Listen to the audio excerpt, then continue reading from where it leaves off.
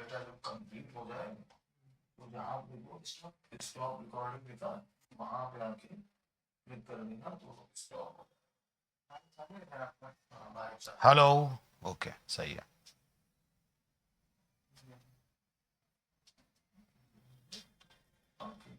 आवाज आएगी, रहने दीजिए। नहीं आएगी तो चला दीजिए, अगर आवाज नहीं आएगी। हाँ, एक नंबर पे चला दीजिए। उसमें नहीं आएगी। फुल है क्या ये? नहीं, एक नंबर। चलो ठीक, आवाज के लिए निश्चिंत रहिए, नहीं आएगी। ठीक है, शुरू करें। Hello dear, don't fear when I am here. मैं आपका विपिन सर आज आपको रिवाइज कराने वाला हूं रिफ्लेक्शन। डियर स्टूडेंट्स, यहां पर हम रिफ्लेक्शन को पूरा रिवाइज करेंगे थ्रू द न्यूमेरिकल प्रॉब्लम्स। पूरा रिफ्लेक्शन रिवाइज हो जाएगा आपका। और आज के इस सेशन में आप रिफ्लेक्शन की छोटी से छोटी और बड़ी से बड़ी कंसेप्चुअल प्रॉब्लम भी देखेंगे, न्यूमेरिकल प्रॉब्लम भी देखेंगे। बहुत मजा आने वाला है। तो चलिए स्टार्ट करते हैं। फर्स्ट प्रॉब्लम जरा देखते हैं क्या है आपके पास। Question number 1, what is the angle of reflection in the ray of light if the ray of light is incident normally on the plane face? क्या आंसर होना चाहिए? बताइए क्या आंसर होगा इसका। अगर लाइट को किसी भी सरफेस पर, जैसे यहां पर लिखा है प्लेन मिरर, तो अगर यहां पर कोई और मिरर होता तो भी ये क्वेश्चन आपका वैलिड था। किसी भी सरफेस पर अगर लाइट को नॉर्मली गिराया गया है तो इंसिडेंट एंगल की वैल्यू क्या होगी? आप लोग भी बताइए, आप लोग भी बताइए क्या होगा इंसिडेंट के एंगल की वैल्यू? 90 डिग्री होगी क्या? कितनी वैल्यू होगी? 0 डिग्री। क्योंकि आप जब इंसिडेंट एंगल की बात करते हैं तो ये एंगल काउंट होता है नॉर्मल के साथ। और नॉर्मल के साथ जब लाइट इंसिडेंट होती है लाइक दिस, ये हमने बना दिया इंसिडेंट लाइट, और यहां पर हमने बना लिया normal.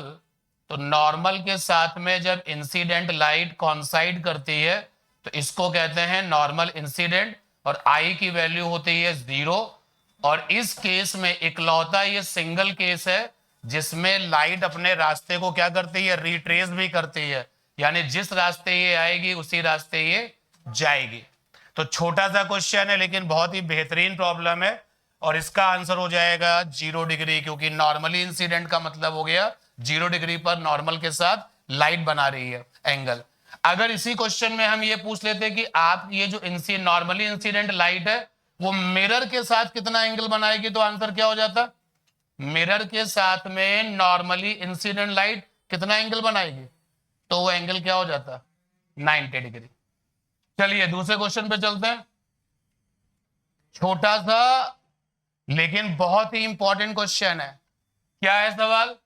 Plane mirror produces a magnification of, options are given -1, +1, 0, और नेक्स्ट है लास्ट है 0 एंड इनफाइनाइट।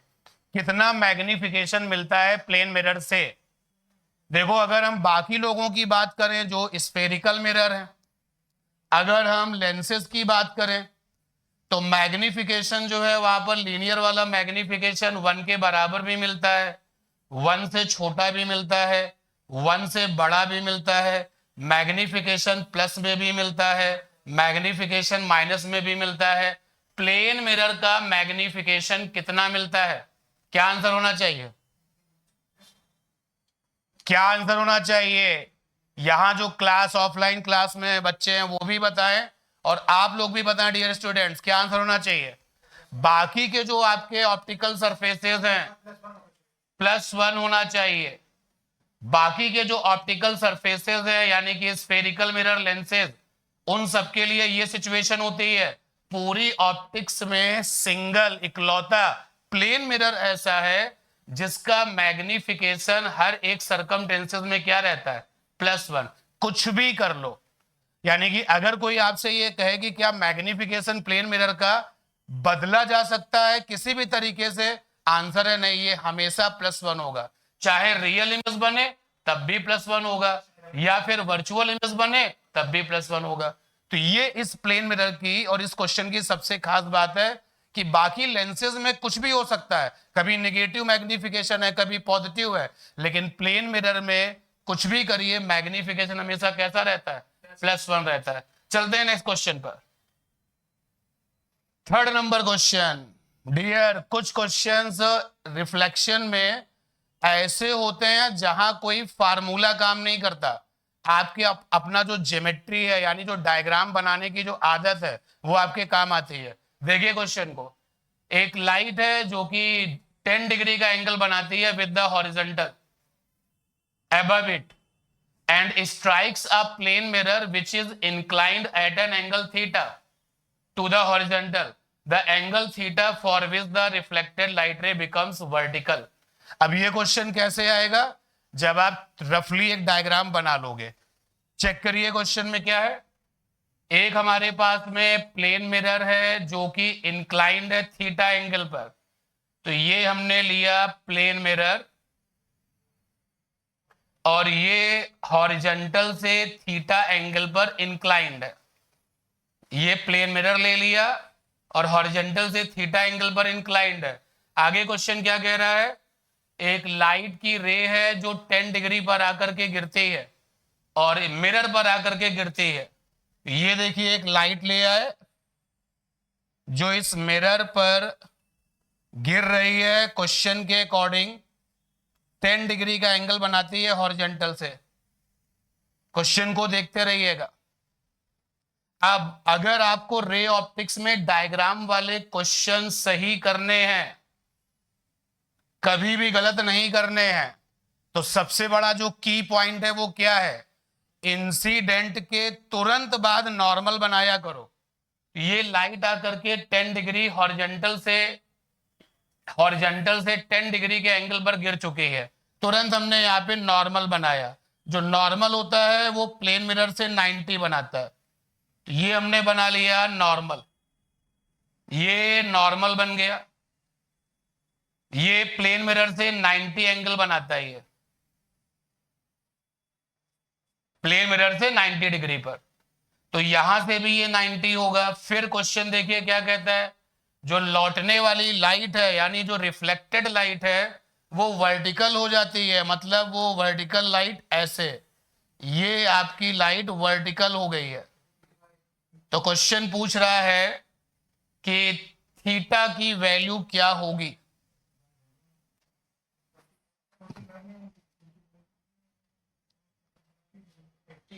देखो ये वाला एंगल कितना होगा, ये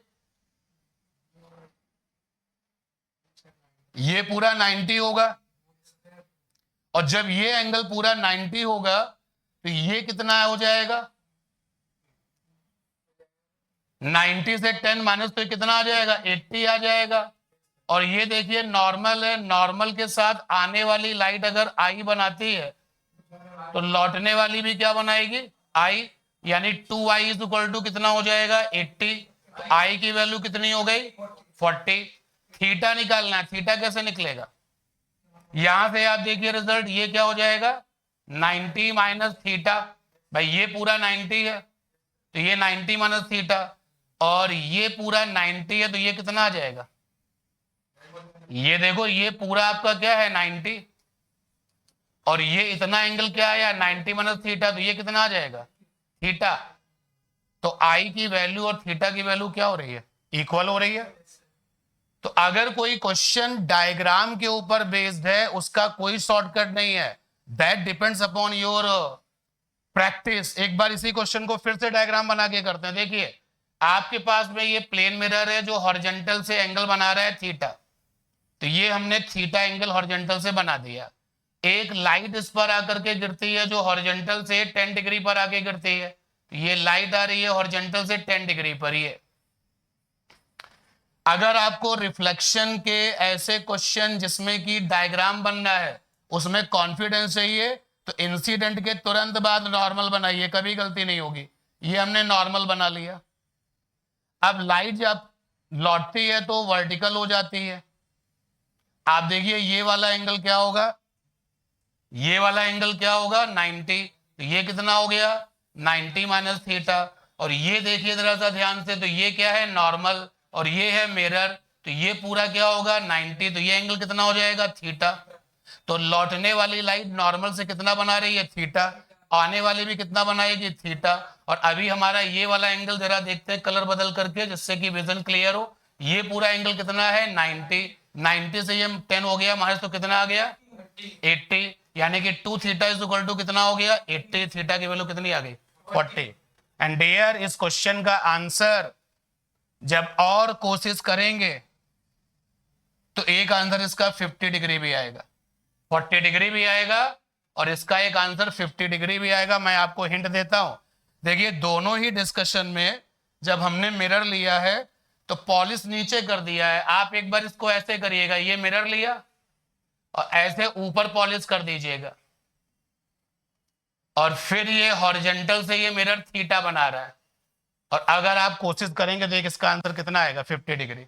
तो इस क्वेश्चन का आंसर 40 डिग्री भी होगा, और क्योंकि डायग्राम की सिचुएशन बदली जा सकती है तो एक आंसर 50 डिग्री भी होगा। तो ज्योमेट्री बेस्ड क्वेश्चन ज्यादा आपसे थोड़ा सा एफर्ट्स मांगेंगे, क्योंकि उसके लिए आपकी केवल ज्योमेट्रिकल अप्रोच ही काम आएगी, कोई फार्मूला काम नहीं आएगा। चलिए एक अच्छे क्वेश्चन के बाद, इस हैवी क्वेश्चन के बाद एक छोटा सा क्वेश्चन और आ रहा है। What will be the deviation produced in the रे if the ray of light incidents on the plane mirror at an angle of 30 degree। अकेला अगर प्लेन मिरर है, सिंगल अगर प्लेन मिरर है और उसके ऊपर अगर लाइट इंसिडेंट की जाती है तो डेविएशन जो होता है वो होता है एंगल बिटवीन इंसिडेंट लाइट रे एंड रिफ्लेक्टेड लाइट रे। रिफ्लेक्टेड लाइट रे, ये डेविएशन की डेफिनेशन है। और जब आप इस एंगल को निकालते हैं तो कितना आता है 180 माइनस 2i आता है। तो 180 माइनस 2i ये फार्मूला हमको मिलता है, i की वैल्यू क्वेश्चन में 30 डिग्री है, तो कितना आ गया ये 180 माइनस का 60 यानी आ गया 120 आ गया। और याद रखो डेविएशन की प्रॉब्लम के हमेशा दो आंसर होते हैं, ये बात बहुत ध्यान से सुनिए आप सभी लोग। डेविएशन की प्रॉब्लम के हमेशा 2 आंसर होते हैं। एक आंसर ये जो आपने निकाला है ना, या तो ये क्लॉकवाइज है या फिर कैसा है एंटी क्लॉकवाइज है। तो कैसा एंगल है ये जो 120 डिग्री का जो डेविएशन आपने निकाला है, ये क्लॉक है या एंटी क्लॉक है। तो क्लॉक और एंटी क्लॉक डिपेंड करता है जब हम डायग्राम हमारे सामने हो, बट ये कंफर्म है कि या तो ये क्लॉक होगा या फिर ये एंटी क्लॉक होगा। अगर ये क्लॉक होगा तो दूसरा वाला आंसर क्या होगा, तो दूसरा वाला आंसर डियर निकालने का फंडा ये है, दूसरा आंसर इज इक्वल टू होता है 360 माइनस का पहला वाला आंसर। तो देखिए 360 पहला वाला आंसर है अपने पास 120, तो एक आंसर इसका क्या हो जाएगा 240। अब इनमें से एक क्लॉकवाइज है, दूसरा कैसा है एंटी क्लॉकवाइज। कंफर्मेशन अगर चाहिए कि कौन सा क्लॉक होगा कौन सा एंटी क्लॉक होगा तो डायग्राम दिया होना चाहिए, अदरवाइज आप ये कह सकते हैं कि इनमें से एक क्लॉक होगा दूसरा एंटी क्लॉक होगा। तो इस क्वेश्चन के ये दो आंसर हुए। जरा देखते हैं ऑप्शन में कौन है। 240 तो दिख नहीं रहा, तो किस पे टिक लगाएंगे, यानी 4th ऑप्शन। अकेला अगर मिरर है तो डेविएशन का फार्मूला ये है, और अगर दो मिरर है आपके पास, जैसे सपोज कर लीजिए अभी रिफ्लेक्शन में ही आपको मिलता है एक प्लेन मिरर ये है और दूसरा वाला प्लेन मिरर ये थीटा एंगल पर है। हम लोगों ने क्या कमिट किया हुआ है कि आज की क्लास में क्वेश्चंस करेंगे, रिफ्लेक्शन रिवाइज करेंगे। तो अगर 2 मिरर आते हो डेविएशन निकालने को आता है तो क्या होता है 360 माइनस 2 थीटा। तो इस वाले फार्मूले से आप डेविएशन का एक आंसर निकाल लेंगे, और जब यहां से एक आंसर निकाल आएगा तो दूसरा वाला आंसर इसी ट्रिक से निकालिएगा। क्लियर है ना। हो सकता है कि अभी हमारे इस क्वेश्चन जो अब डिस्कस कर रहे हैं 2 मिरर का भी क्वेश्चन आ जाए। चलते हैं नेक्स्ट क्वेश्चन पर। नेक्स्ट वन कमाल का क्वेश्चन है भाई, पढ़िए इस क्वेश्चन को, देखिए और कनेक्ट करिए ये क्वेश्चन है किस टॉपिक से। रिफ्लेक्शन तो चैप्टर का नाम है, और किसी भी चैप्टर में जब हम आगे बढ़ते हैं तो टॉपिक टू टॉपिक आगे बढ़ते हैं। एक लाइट की रे है जो रिफ्लेक्ट होती है turn by 3 plane mirrors placed mutually at right angles to each other. तो इंसिडेंट लाइट और रिफ्लेक्टेड लाइट के बीच में कितना एंगल बनेगा? कौन से टॉपिक का ये सवाल है? क्वेश्चन है ये आपका theorem of perpendicular plane mirrors. Theorem of perpendicular plane mirrors. और इस थ्योरम ने हमने क्या सीखा था? इस थ्योरम में हम ये सीखते हैं कि अगर हमारे पास में दो मिरर हैं 90 डिग्री पर, 90 डिग्री पर अगर दो प्लेन मिरर हैं और लाइट आके इस पर गिरती है और दोनों मिरर से रिफ्लेक्शन करती है, ये देखिए ये रिफ्लेक्शन दोनों मिरर से हुआ, ये लाइट आई, रफ डायग्राम बना रहा हूं, प्रॉपरली डायग्राम बनाने के लिए तो नॉर्मल वगैरह बनाना पड़ता है। ये लाइट आई, रिफ्लेक्शन के बाद दूसरे मिरर पर गई और फिर वापस लौट गई। तो हमेशा फाइनल की theorem of perpendicular plane mirrors का स्टेटमेंट क्या है? Theorem of perpendicular plane mirrors का स्टेटमेंट ये कहता है कि जो इंसिडेंट वाली लाइट होती है और जो फाइनल की रिफ्लेक्टेड लाइट होती है, फाइनल वाली रिफ्लेक्टेड लाइट, क्योंकि यहां पर ये है फाइनल वाली रिफ्लेक्टेड लाइट, ये हमेशा कैसे होते हैं? Anti parallel. ये है स्टेटमेंट। और ये तब भी सही है जब मिरर आपके तीन हो 90 डिग्री पर। जैसे सपोज कर लो एक मिरर रखा है एक्स एक्सिस पर, एक मिरर रखा है एक्स एक्सिस पर, दूसरा वाला रखा है वाई एक्सिस पर, और तीसरा वाला मिरर आपने रख दिया है जेड एक्सिस पर। तीसरा वाला मिरर अगर आपने जेड एक्सिस पर रखा है तो यहां पर तीन तीन प्लेन मिरर हो गए जो 90 डिग्री पर हैं, तो भी ये थ्योरम वैलिड है। आप देखिए theorem of perpendicular plane mirrors में ये नहीं कहा गया कि मिरर दो होंगे या तीन होंगे। तो ये थ्योरम बेस्ड क्वेश्चन है। जब भी ये क्वेश्चन आपको एग्जाम में मिले तो टिक लगाइएगा किस पर? 180 डिग्री पर। और इसको प्रूफ किया जा सकता है, बिल्कुल किया जा सकता है। चलते हैं नेक्स्ट क्वेश्चन पर। 6 नंबर क्वेश्चन। प्लेन मिरर कभी झूठ नहीं बोलता, जैसा है वैसा ही आपको दिखाता है। क्वेश्चन में वेलोसिटी ऑफ इमेज चाहिए respect to object, respect to observer, और यही ऑब्जर्वर जो है ऑब्जेक्ट बन करके मिरर के सामने 6 मीटर पर सेकेंड की स्पीड से चल रहा है। Calculate the velocity of image with respect to the observer. अगर observer is walking away from the plane mirror with 6 meter per second, तो प्लेन मिरर के सामने कोई ऑब्जर्वर अगर 6 मीटर पर सेकेंड से दूर जा रहा है तो जो इसका इमेज है वो भी यहां पर 6 मीटर पर सेकेंड से क्या होगा? डायरेक्शन में अपोजिट होगा, यानी 6 मीटर पर सेकेंड से अपोजिट होगा, डायरेक्शन में अपोजिट होगा। तो ये हमारा ऑब्जर्वर है, ये उसका इमेज है। जरा इस लाइन को देखो, आपसे वेलोसिटी ऑफ इमेज पूछा है विद रिस्पेक्ट टू ऑब्जर्वर, तो ऑब्जर्वर को अपनी इमेज किस वेलोसिटी से मिलेगी? तो रिलेटिविटी का प्रिंसिपल लगाएंगे तो कितना आ जाएगा? 12 मीटर पर सेकेंड। रिलेटिविटी का प्रिंसिपल, दो वेलोसिटीज अपोजिट, तो total relative velocity overall plus से आती है। नेक्स्ट देखिए question 7। A ray of light incident on the plane mirror at an angle of incidence 40 degree, और डेविएशन चाहिए। तो अभी हम लोगों ने फार्मूला देखा था, डेविएशन इज इक्वल टू क्या होता है? 180 माइनस 2i। तो 180 माइनस 2i, आई का मतलब हो गया 40, तो रिजल्ट आ गया 100 डिग्री। एक आंसर ये आ गया।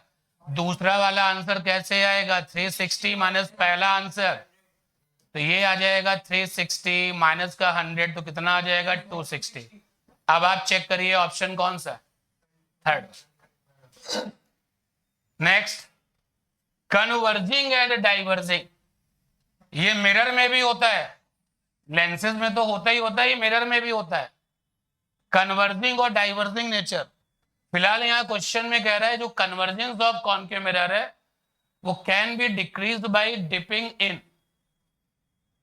कॉनकेव मिरर का जो कन्वर्जिंग नेचर है, कॉनकेव मिरर लेंसेज में आपने ये जनरली सुना है, तो कॉनकेव मिरर का जो कन्वर्जिंग नेचर है वो डिक्रीज हो जाएगा जब हम उसको पानी में डुबो देंगे।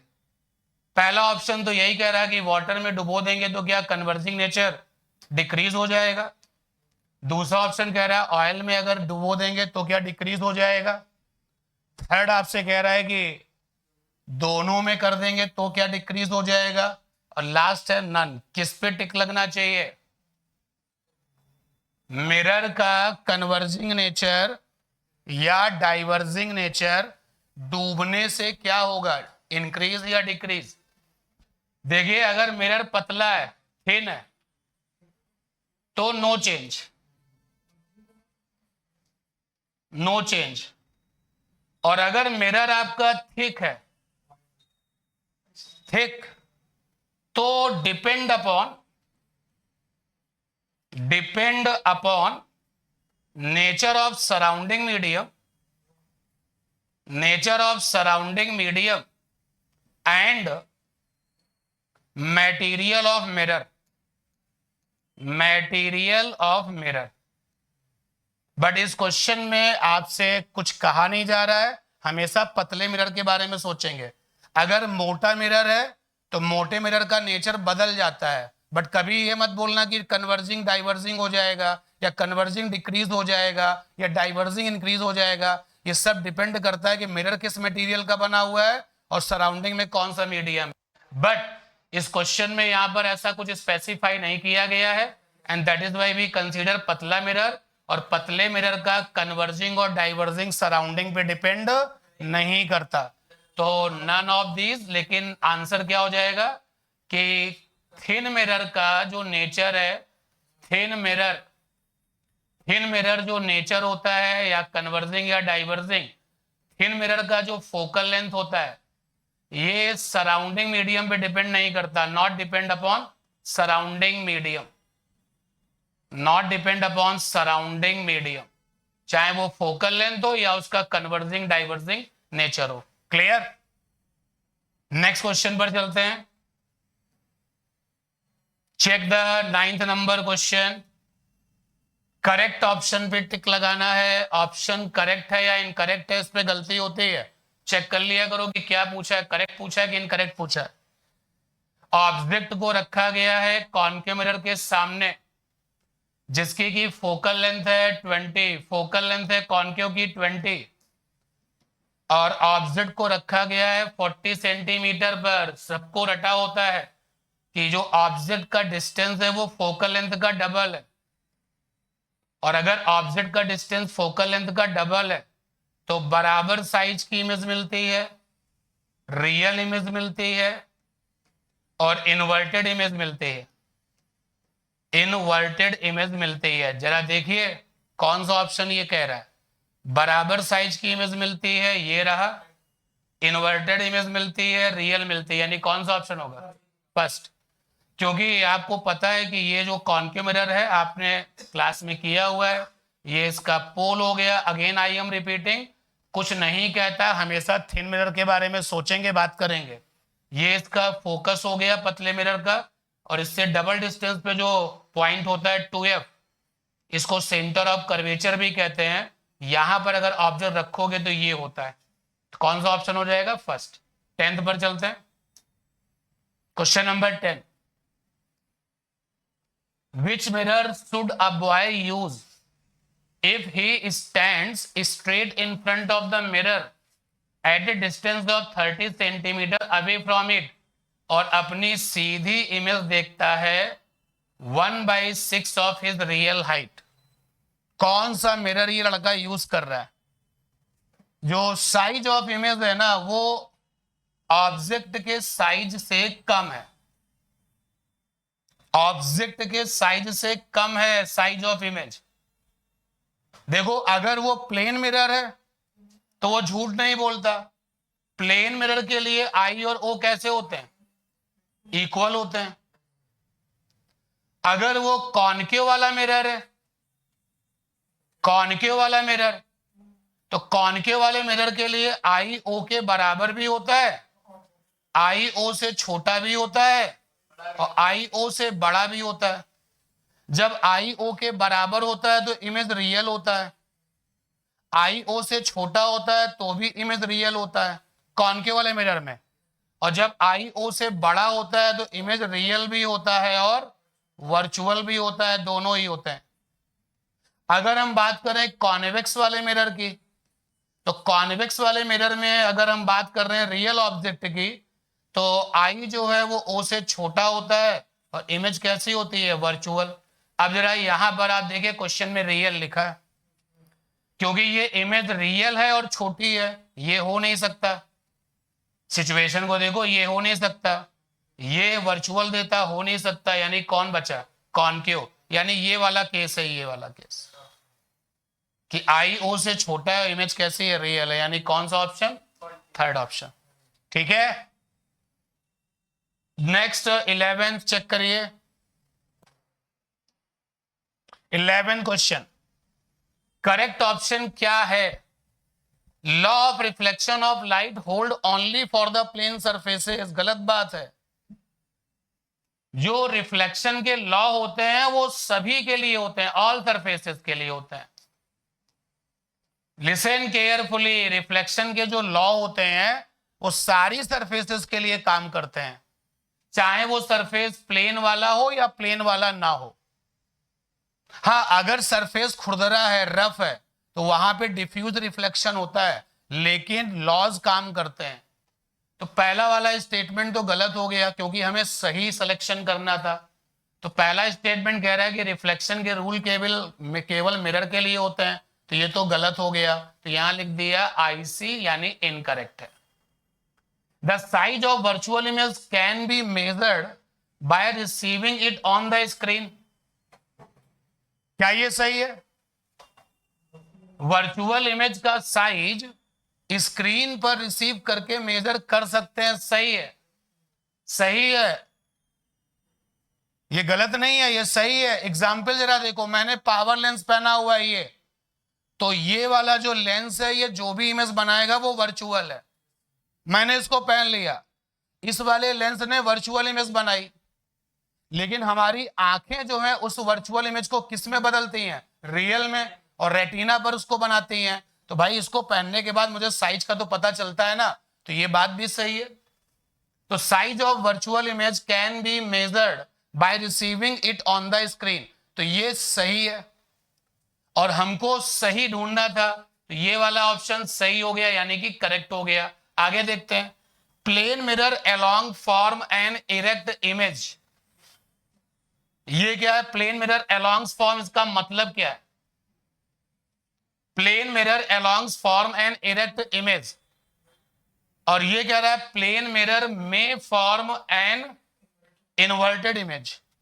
सी वाला जो ऑप्शन है वो थोड़ा सा मुझे लग रहा है कुछ इसमें प्रिंटिंग मिस्टेक है, बट डी वाला ऑप्शन भी सही है, डी वाला ऑप्शन भी सही है। देखिए कब सही है, अगर अपना प्लेन मिरर ऐसे रखा हो और ऑब्जेक्ट ऐसे रखा हो, यानी जो ऑब्जेक्ट है वो प्लेन वाले मिरर से कितने डिग्री पर है, 90 डिग्री पर है, तो जो इसका इमेज मिलता है वो उल्टा मिलता है, इन्वर्टेड।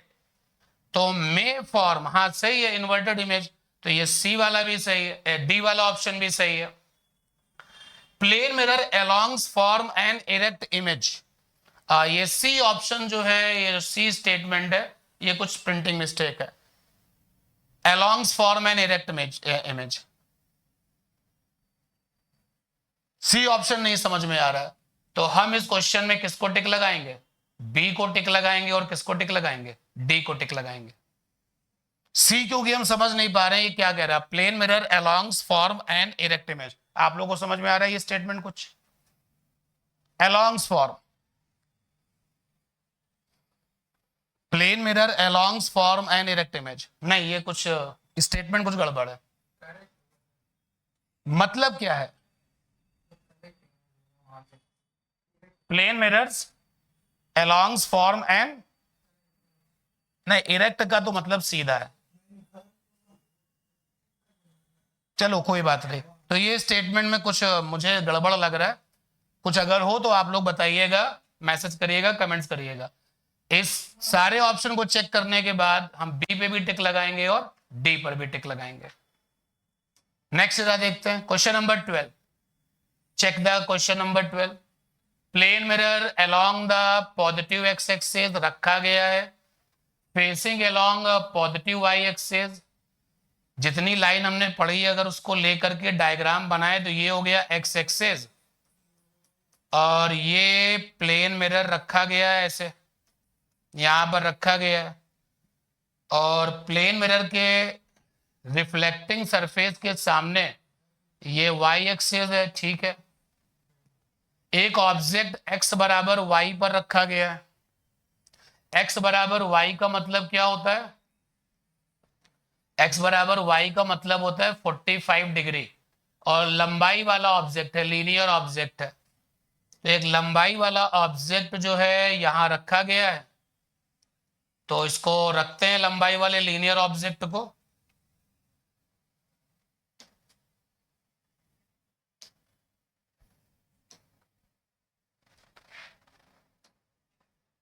लंबाई वाले ऑब्जेक्ट को यहां रख देते हैं ऐसे। ये लीनियर ऑब्जेक्ट 45 डिग्री पर रखा गया है। x बराबर y का मतलब होता है 45 डिग्री, और प्लेन मिरर इसको फेस करेगा। तो इसका जो इमेज बनेगा वो कैसा बनेगा? बनाइए इमेज। अगर मैं इस पॉइंट को a लिखूं, इसको o लिखूं, तो मिरर से a वाले की इमेज यहां कहीं बन जाएगी a डैश। तो जो रिजल्ट आएगा इमेज का वो ये आएगा, ये इमेज बनेगी। और अगर ये इमेज बनेगी और थोड़ा ये एक्स एक्सिस को हम आगे बढ़ाएं जिससे आपसे कुछ पूछ पाए, ये देखो इमेज बनी, ये हमारा ऑब्जेक्ट था। ऑब्जेक्ट वाली लाइन ये थी जिसको कि क्वेश्चन में x बराबर y लिखा था, और इमेज वाली लाइन आपकी ये होगी, और ये वाली लाइन क्या होती है? y बराबर -x। पता होना चाहिए भाई। ये हमारे पास में x एक्सिस y एक्सिस है। एवरीवन नोज की 45 डिग्री पर ये जो लाइन होती है इसका इक्वेशन होता है y बराबर x। और अगर लाइन इस तरीके की है, कितने डिग्री पर? 135 पर, तो इक्वेशन क्या होता है? y बराबर -x। और आप देख सकते हैं कि ये वाला जो लाइन ये 45 है, ये आपका 45 है, तो ये वाला पूरा एंगल निकालेंगे तो कितना आएगा? 135 हो जाएगा। तो लाइन हो जाएगी y बराबर -x, यानी कि क्या? सेकेंड ऑप्शन भाई, y बराबर -x का मतलब हो गया y प्लस x बराबर क्या? 0। ये अच्छा क्वेश्चन था सेकेंड वाला, 12th का सेकेंड ऑप्शन होगा। क्लियर है? नेक्स्ट ये देखिए घड़ी वाली प्रॉब्लम। क्या टाइम दिख रहा है? ये टाइम दिख रहा है। इसकी इमेज वाली घड़ी में क्या टाइम दिख रहा होगा? और ये प्रॉब्लम किस टॉपिक से कनेक्टेड है? सरफेस लेटरल इन्वर्जन से कनेक्टेड है। तो घड़ी वाली प्रॉब्लम के लिए हमारे पास में दो मेथड होते हैं। एक होता है प्रैक्टिकल, कि आपके पास में घड़ी हो उस टाइम के साथ और मिरर हो, इमेज में देख के पता कर लो। और दूसरा होता है मैथमेटिकल अप्रोच। क्या करते हैं? आवर्स लिखते हैं, मिनट लिखते हैं और सेकंड लिखते हैं। ऊपर 12, यहाँ 0, यहाँ 0, और माइनस कर देते हैं किसको? गिवन टाइम को। तो गिवन टाइम यहाँ पर है 0, 4, 25, 37, कर दीजिए माइनस। और अगर रेलवे वाली क्लॉक होती जहां पे 13, 14, 15, 16, 17 होता है, तो इसी फंडे में यहाँ 24 लिख दिया जाता। तो यहां से 1 कैरी किया, तो यहाँ कितना हो गया? 11। वो 1 आवर्स यहाँ पे बन गया 60 मिनट। फिर यहाँ से कैरी किया 1, वो यहाँ क्या बन गया? 60 सेकेंड। यहाँ बन गया 59। सॉल्व करिए। 10, 7, 3, 5, 3, 2, 23, 23, 23। बाकी और भी सॉल्व करना है तो देखो 9 5 क्या हो जाएगा 4 और 5 2 3, यहाँ पे क्या कर लेना 30, सी ऑप्शन आएगा। ठीक है, नेक्स्ट 14 नंबर। 14 नंबर पढ़िए क्वेश्चन को, क्या है। प्लेन मिरर में, क्वेश्चन पढ़िए 14, प्लेन मिरर में जो वेलोसिटी मिरर से परपेंडिकुलर होती है वो इमेज में डायरेक्शन में अपोजिट हो जाती है, वैल्यू लेकिन सेम रहती है, वैल्यू सेम रहती है। और जो वेलोसिटी मिरर के अलोंग होती है, जो वेलोसिटी मिरर के अलोंग होती है वो सेम रहती है, डायरेक्शन में भी सेम रहती है और वैल्यू में भी सेम रहती है। आप क्वेश्चन पढ़ें तो और क्लियर हो जाएगा। एक प्लेन मिरर है जो वाई जेड प्लेन पर रखा हुआ है, यानी plane mirror y z plane पर है, plane mirror y z plane पर है। ये प्लेन मिरर मैंने बनाया रफली, वाई जेड प्लेन पर ये मिरर रखा हुआ है। ये आपका होता है एक्स, ये होता है वाई और ये होता है जेड। तो मिरर आपका यहां रखा हुआ है वाई जेड प्लेन पर, और प्लेन मिरर के सामने एक ऑब्जेक्ट है जो इस वेलोसिटी से आ रहा है 3i + 4j, अप्रोच कर रहा है 3i + 4j। तो इसका मतलब ये हो गया कि मैं अगर इसको थोड़ा सा लाइन के फॉर्म में बनाऊं तो ये प्लेन मिरर हो गया, वाई जेड प्लेन पर रखा हुआ है, ये आपका वाई जेड प्लेन है ये, और ऑब्जेक्ट जो है वो 3i + 4j वेलोसिटी से आ रहा है। मतलब जो velocity along the x axis होगी वो होगी 3i, और जो velocity along the y axis होगी वो क्या होगी 4j, ये 4j। तो आप देख सकते हैं कि मिरर के सामने जो वेलोसिटी है परपेंडिकुलर वाली, उसका डायरेक्शन बदल जाएगा। तो इमेज वाली वेलोसिटी में आ जाएगा -3i, और ये वाली वेलोसिटी मिरर के अलोंग होगी तो इसमें कोई चेंज नहीं होगा।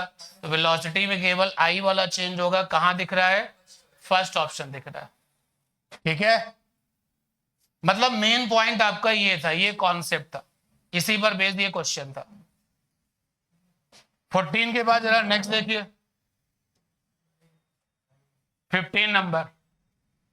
Theorem of perpendicular plane mirrors का क्वेश्चन है ये, theorem of perpendicular plane mirrors. आप देखिए सपोर्टिंग डायग्राम में भी ऐसे ही दिख रहा है। यहां दो मिरर है 90 डिग्री पर, ये दो मिरर 90 डिग्री पर हैं। ये लाइट इस पर आगे गिरती है, आगे क्या होगा, ये ऐसे जाएगी और फिर फाइनली रिफ्लेक्ट हो जाएगी ये। और अभी अभी हमने सीखा कि कुछ भी कर लो, फाइनल वाली लाइट और आने वाली लाइट हमेशा कैसे होते हैं, एंटी पैरेलल। तो चाहे आप आई की वैल्यू यहां कुछ भी रखें, शर्त यह है, कंडीशन यह है कि लाइट का रिफ्लेक्शन दोनों मिरर से होना चाहिए। तो यहां पर देखो कहता है आई की वैल्यू 40 होनी चाहिए, 60 होनी चाहिए, 30 से कम होनी चाहिए, ये है 4, कोई भी रखो।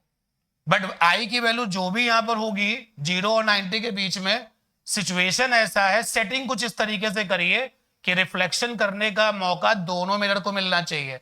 तो आई की वैल्यू चाहे 20 डिग्री हो, चाहे कोई भी डिग्री हो यार, इस रेंज में theorem of perpendicular plane mirrors यही कहता है। और क्वेश्चन में यहां पर देखिए यही स्टेटमेंट भी है कि लाइट गिरती है और गिरने के बाद में M2 के साथ पैरेलल हो जाती है। तो कह रहा है कि इंसिडेंट रे और लाइट फाइनल वाली अगर पैरेलल है तो आई की वैल्यू क्या होगी, आंसर हो जाएगा 4। नेक्स्ट जरा देखते हैं 16 नंबर, क्वेश्चन नंबर 16 क्या है जरा देखिए समझिए भाई। प्लेन मिरर पे लाइट आके गिरती है, when the mirror is turn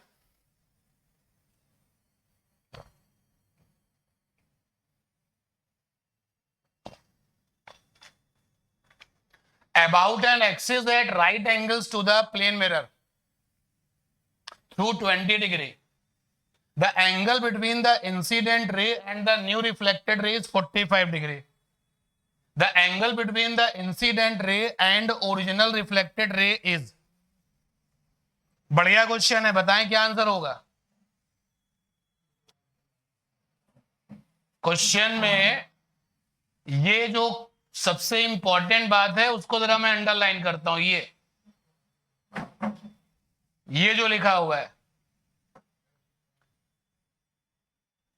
mirror जो रोटेट कर रहा है, when the mirror is turn about an axis at right angles to the plane mirror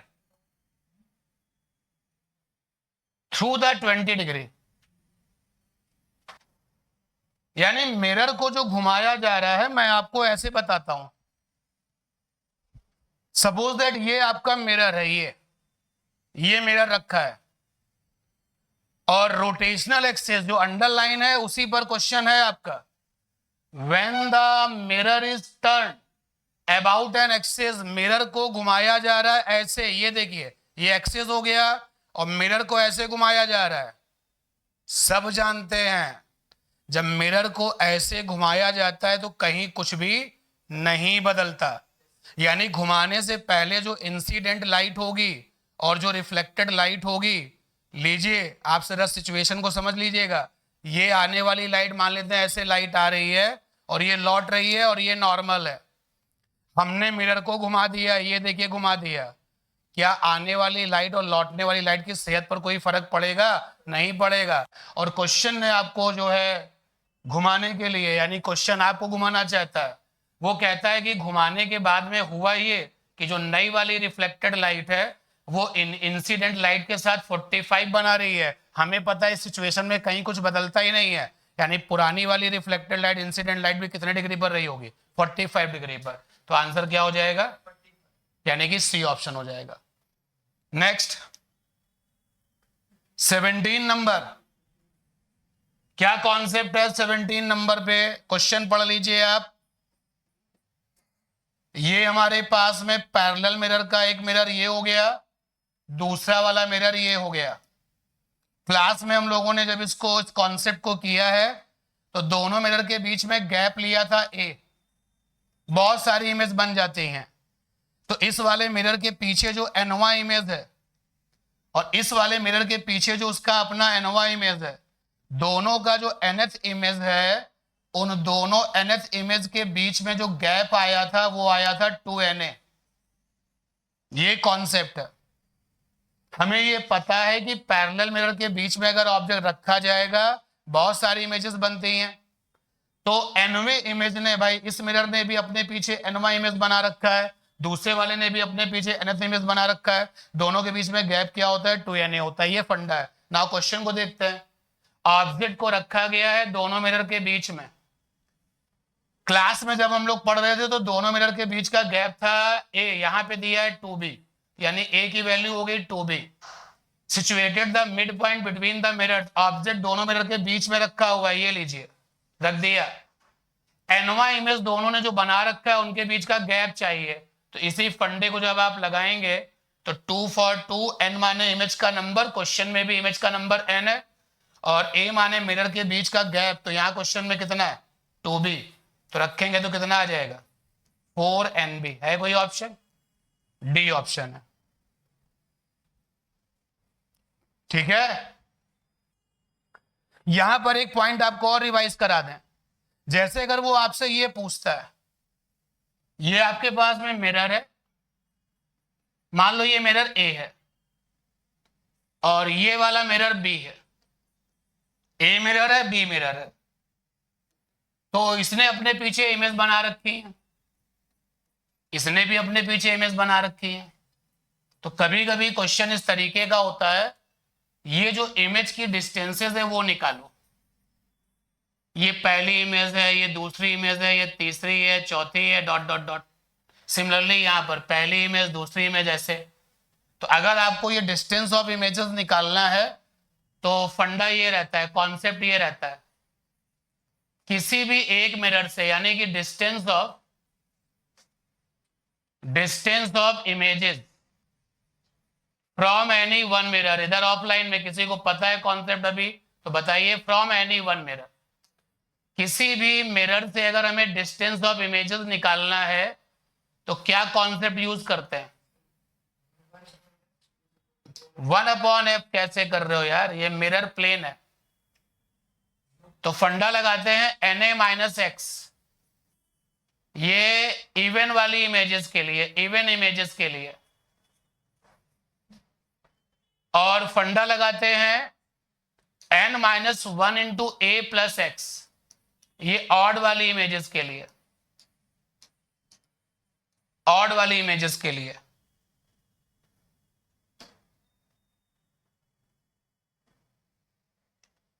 एक एक्स्ट्रा पेज ऐड कर लिया जाए।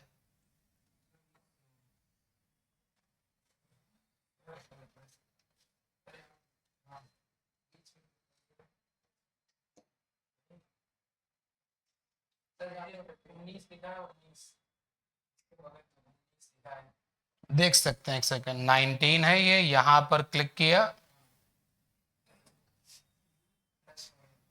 कहीं प्लस दिखा, ये दिखा।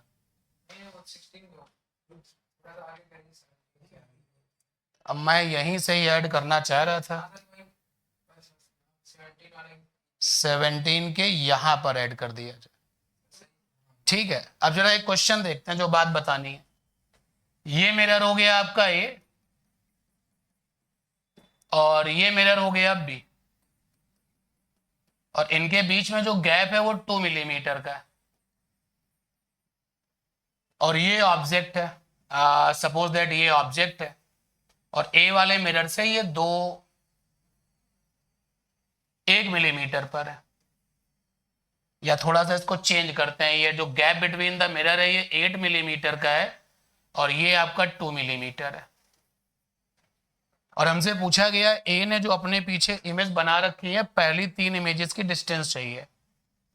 तो ए से फर्स्ट 3 इमेजेस का डिस्टेंस चाहिए, ए से पहली 3 इमेजेस का डिस्टेंस चाहिए, ये हमसे पूछा गया। तो ए ने अपने पीछे जो पहली इमेज बनाई है उसकी डिस्टेंस क्या है? इमेज नंबर पहला, इमेज नंबर फर्स्ट,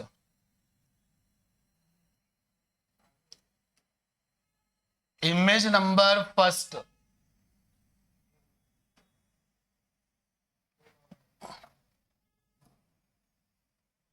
ये देखिए, ऑड वालों के लिए फंडा ये है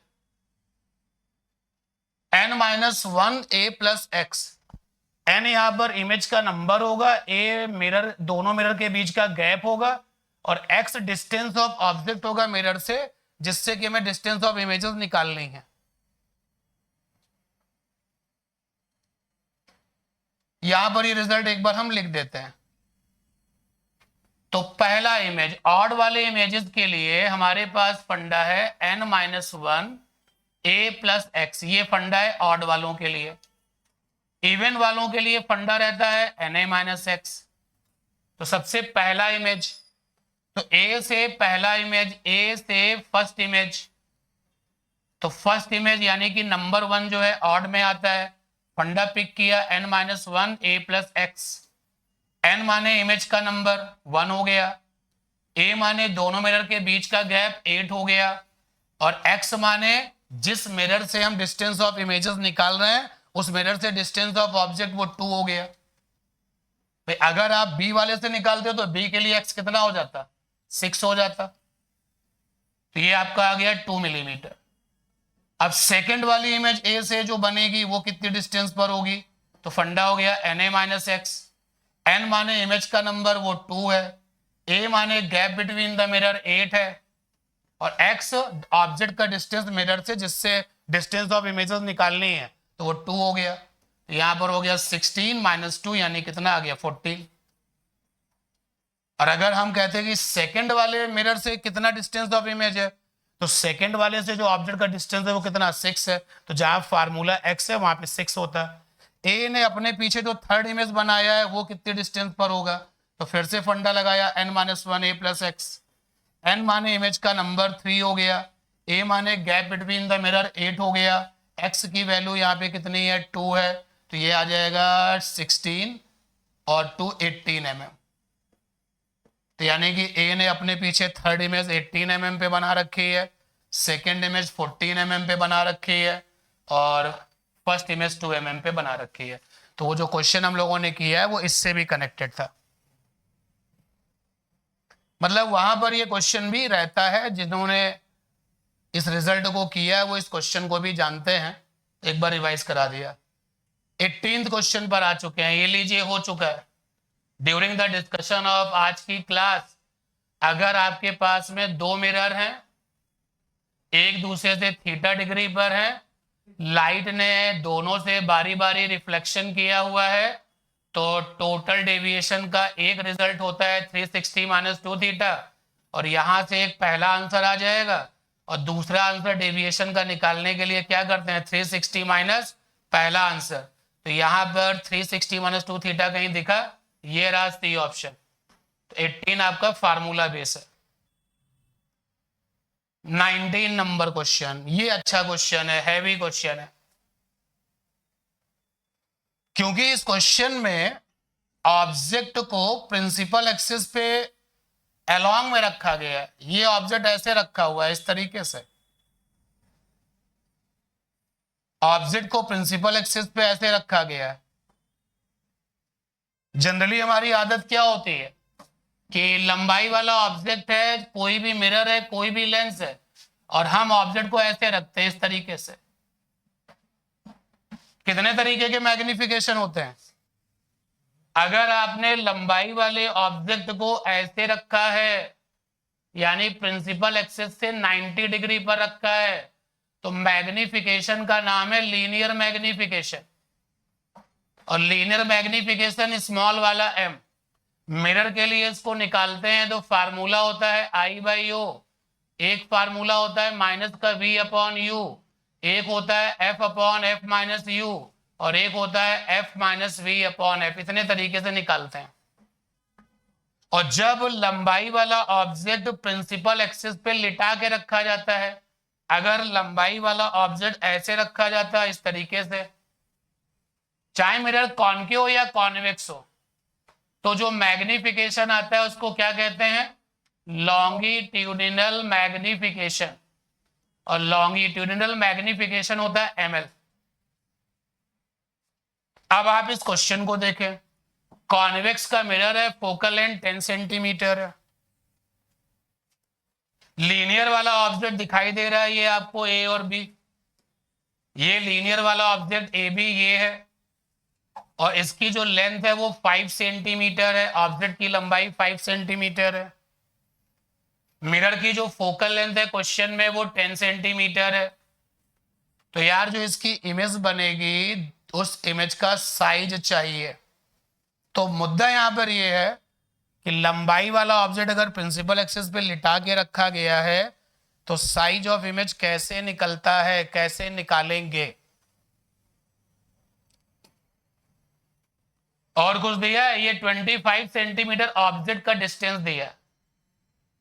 क्या करेंगे, स्पेशली अगर बात हो रही है आपके एनडीए एग्जाम की, बोर्ड एग्जाम वाले स्टूडेंट्स भी ध्यान दें। आपकी अपनी एनसीईआरटी में एक क्वेश्चन दिया है एग्जाम्पल में, जहां पर एक सेल फोन है उसको प्रिंसिपल एक्सिस पे लिटा दिया गया है। सेल फोन को प्रिंसिपल एक्सिस पे लिटा के रखा गया है और अलोंग द प्रिंसिपल एक्सिस लिटा के रखने के बाद उसने इमेजेस के बारे में पूछा, मैग्निफिकेशंस के बारे में पूछा है। तो कैसे करते हैं, दो तरीके होते हैं, उनमें से एक तरीका मैं आपको बताता हूं। आप जो है छोटा वाला एम निकालो, लगता है थोड़ा सा अजीब सा, लेकिन जो कह रहा हूं सुनो, ये वाला एम निकालो मैग्निफिकेशन। तो मैग्निफिकेशन निकालने के लिए इतने सारे तरीके हैं, कौन सा लगेगा इसको लगाओ। हालात इस बात को सपोर्ट करते हैं, क्वेश्चन में जो बातें दी जा रही हैं वो ये बताते हैं। देखो फोकल लेंथ दिया है, यहां दिया है, क्वेश्चन में फोकल लेंथ दिया है, डिस्टेंस ऑफ ऑब्जेक्ट दिया है, वो भी दिया है। तो भाई इसका सपोर्ट ले लो, तो m की वैल्यू निकालो पहले, क्या आएगी F/F माइनस U। अब साइन कन्वेंशन हाई होप सबको पता होंगे, कॉन्वेक्स वाला मिरर है फोकल लेंथ प्लस में, कॉन्वेक्स वाला मिरर है फोकल लेंथ प्लस में, और U की वैल्यू क्या हो गई -25। तो ये आ गया m इज इक्वल टू 10/35, यानी 5 2 10 और 5 7 जाइए, आपका आ गया 2/7। दो तरीके होते हैं इस तरीके की प्रॉब्लम को करने के लिए, उनमें से एक तरीका मैं आपको सिखा रहा हूं, पॉसिबल है यहाँ पर डिस्कस करना, और सेकंड वाला जो अप्रोच है वो थोड़ा सा लेंदी है। तो पहले आपने m निकाल लिया। अब ये छोटे छोटे जो लंबाई वाले ऑब्जेक्ट होते हैं ना, छोटे छोटे, ध्यान देना, छोटे छोटे जो लंबाई वाले ऑब्जेक्ट होते हैं उनके लिए फंडा होता है ml बराबर m², ये होता है। और ml क्या होता है? Longitudinal magnification. लॉन्गिट्यूडिनल मैग्निफिकेशन निकालने का तरीका क्या है? साइज ऑफ इमेज, यही तो हमें चाहिए, साइज ऑफ इमेज चाहिए।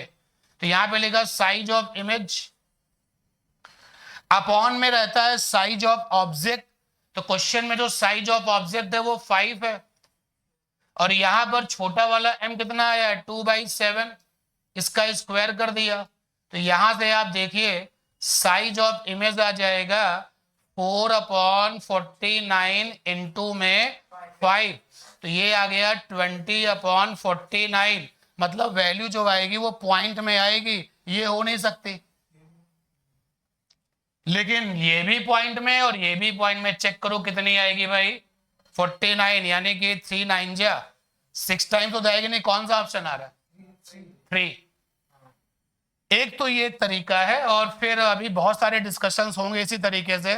तो जब आपको प्योरली थ्योरी की क्लास आपको बताएंगे, क्लास लेंगे, तो फिर अपने ऑनलाइन वाले बच्चों को ये भी सिखा देंगे कि जो दूसरा तरीका है वो क्या। अभी क्वेश्चन करना था तो आप इसी तरीके से चलिए, आपका क्वेश्चन फंसने वाला नहीं है। चलते हैं नेक्स्ट पर, एक बार चेक कर लो सी आएगा। हाँ 6 तो आ नहीं सकता, ठीक है, सी वाला ऑप्शन आएगा। नेक्स्ट चलते हैं, आसान सा क्वेश्चन देखें। I will give you the time, you all check करिए, थोड़ा समय आप लोग भी लीजिए। और इधर ऑनलाइन वाले स्टूडेंट्स क्वेश्चन को देखें और बताएं क्या आंसर होगा।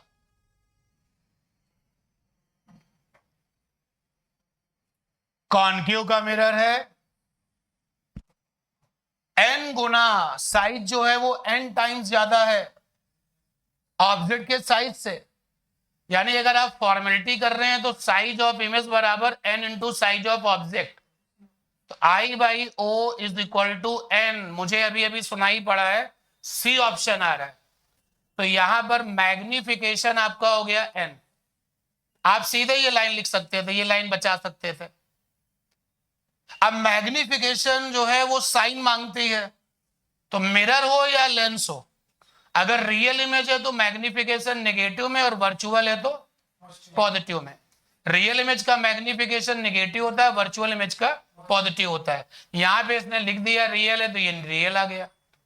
और कॉनकेव वाला मिरर, कॉनकेव वाले मिरर की जो फोकल लेंथ है वो किसमें होती है? माइनस में। और डिस्टेंस ऑफ ऑब्जेक्ट पूछा गया, यू पूछा है, तो आपको रिजल्ट पता है m बराबर क्या? f/f minus you. m की वैल्यू है -n, रख दीजिए। f की वैल्यू है -f। याद रखो जो अननोन होता है उस पे हम साइन नहीं लगाते, वो साइन के साथ अपने आप आता है। यहाँ पे u हमारा अननोन है, उसको रखने ऐसे रखेंगे, साइन के साथ आएगा। ये आ गया माइनस का u, क्रॉस मल्टीप्लाई किया, nf माइनस का nu is equal to -f। तो ये आ जाएगा माइनस का nu is equal to -f, ये माइनस माइनस प्लस, प्लस का nf प्लस का f प्लस का nu हो जाएगा। तो ये हो जाएगा प्लस का nu माइनस का f माइनस का nf। तो यहां से u की वैल्यू आएगी माइनस में n+1/n इंटू f। कहां दिख रहा है result? C. Very good. Sign गलत तो सब गलत हो सकता है, कोई साइन में गलती कर दे उसको सेकंड ऑप्शन मिल जाए। साइन की जो गलती करेगा उसको सेकंड ऑप्शन भी मिलेगा, बट रियलिटी ये है कि इस क्वेश्चन का आंसर सी वाला आ रहा है। Be careful about it. 21 practical है, ये रिफ्लेक्शन का प्रैक्टिकल है। ऑब्जेक्ट को रखा गया है 40 सेंटीमीटर पर, डायग्राम में दिखाई दे रहा है।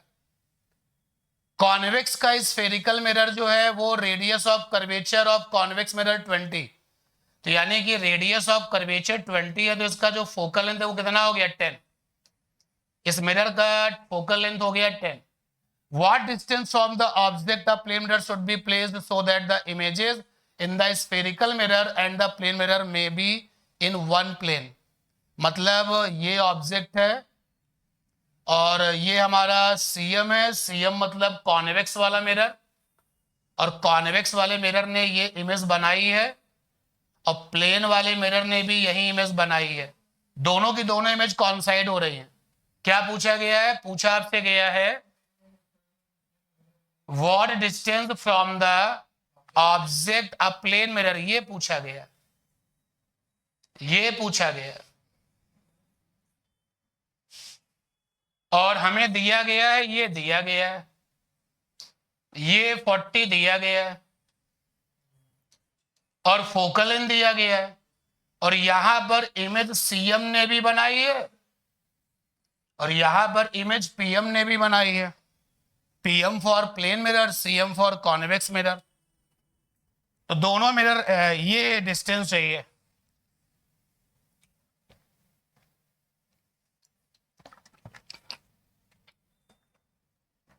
सीएम के लिए जरा बात करते हैं. 1/f, 1/v, 1/u मिरर का फार्मूला. साइन गलत तो सब गलत, बी केयरफुल. v चाहिए, u की वैल्यू कितनी है? -40. तो यहां पर 1/10 plus 1/40 is equal to 1/v. 40 हो गया एलसीएम, 10 4 जा 40 1 जा 1/v. v कितना आ गया? 8. तो यानी कि सीएम ने 8 पर इमेज बना रखी, ये 8 आ गया. और अगर हम ऐसा माने कि ये जो ऑब्जेक्ट है वो पीएम से x डिस्टेंस पर है, तो जितनी डिस्टेंस पर पीएम से ऑब्जेक्ट होगा उतने ही डिस्टेंस पर क्या होगा? इमेज भी होगा. यार प्लेन वाले मिरर से जितनी डिस्टेंस पर ऑब्जेक्ट उतनी डिस्टेंस पर इमेज. तो यहां से यहां तक ये x हो गया, ये कितना आ गया? x - 8, क्योंकि ये 8 आपने माइनस कर दिया ये वाला. तो देखो x - 8 और x जोड़ो तो कितना हो जाएगा? 40. यानी 2x - 8 इज इक्वल टू 40. तो 2x इज इक्वल टू कितना? 48. x इज इक्वल टू कितना? 24. है कोई? प्रैक्टिकल है ये, एक्टिविटी वाला क्वेश्चन है और बहुत फ्रीक्वेंटली हमसे पूछा जाता है एग्जाम में, आपसे पूछा जाता है. क्लियर है क्वेश्चन? नेक्स्ट 22. स्फेरिकल मिरर की फोकल लेंथ किस कलर के लिए ज्यादा होती है? जवाब है सेम फॉर ऑल लाइट्स. अगर मिरर पतला है और मोटा मिरर है तो फिर वेरी करती है कलर के हिसाब से. बट अपनी तरफ से क्वेश्चन करते समय मिरर मोटा मत मानिए. क्वेश्चन कहता है देन ओके, अदरवाइज मिरर पतला ही है. मिरर की जो फोकल लेंथ होती है वो कलर पर यानी वेवलेंथ पर, रिफ्रैक्टिव इंडेक्स पर डिपेंड नहीं करती. 23. स्फेरिकल मिरर को देखो, अभी जस्ट इस क्वेश्चन में ही बोला था, मिरर की जो फोकल लेंथ है ना तो लैम्डा पे डिपेंड करती है ना ही रिफ्रैक्टिव इंडेक्स पे डिपेंड करती है. किस पे डिपेंड करती है? मिरर की फोकल लेंथ का फार्मूला बता दो भाई. मिरर की फोकल लेंथ अगर f है, पतले मिरर का रेडियस ऑफ कर्वेचर अगर r है, तो फार्मूला क्या होता है? f is equal to r - r/2 cos i. ये होता है. यार इंसिडेंट जो लाइट होती है ना वो दो तरीके की होती हैं. एक इंसिडेंट लाइट होती है पैराएक्सियल, बातें नहीं, पैराएक्सियल, और एक होता है आपका मार्जिनल. मार्जिनल वालों का जो आई होता है वो बड़ा होता है और पैराएक्सियल वाला जो आई होता है वो छोटा होता है. तो अगर हम बात करें, ये जनरल फार्मूला है, ये रियलिटी है, हर जगह काम आएगा. और अगर आप पैराएक्सियल के बारे में सोचना शुरू करो कि अगर पैराएक्सियल लाइट है तो पैराएक्सियल लाइट का आई हो जाएगा छोटा सा, तो कॉस आई की वैल्यू क्या हो जाएगी? 1. और जैसे ही कॉस आई की वैल्यू 1 रखोगे तो रिजल्ट आएगा f is equal to r - r/2. तो जाना पहचाना फार्मूला क्या हो जाएगा? r/2. हर एक ऑब्जेक्ट से दोनों लाइट आती है, मार्जिनल भी आती है, पैराएक्सियल भी आती है. आपकी आंखें केवल किसको भी रिसीव करती है? पैराएक्सियल को. स्फेरिकल एब्रेशन से रिलेटेड ये पॉइंट है. बट अगर हम बात करें कि फोकल लेंथ और रेडियस का रिलेशन क्या है, तो ये जनरल है और ये हमारा स्पेशल है, और ये जो स्पेशल वाला है वो फॉर द पैराक्सियल है। नेक्स्ट, यहाँ पे क्वेश्चन का जो आंसर है कि फोकल लेंथ जो है वो रिफ्रैक्टिव इंडेक्स सराउंडिंग मीडियम पे डिपेंड नहीं करती, तो थर्ड ऑप्शन होगा, सी ऑप्शन होगा। 24, एक बहुत अच्छा क्वेश्चन आपके सामने, टेक योर फ्यू सेकेंड, ज्यादा नहीं।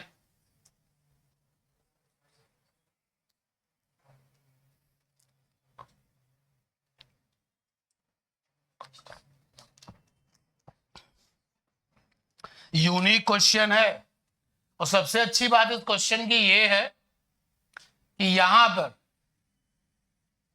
पे इन्होंने लिखा है कॉन्केव मिरर।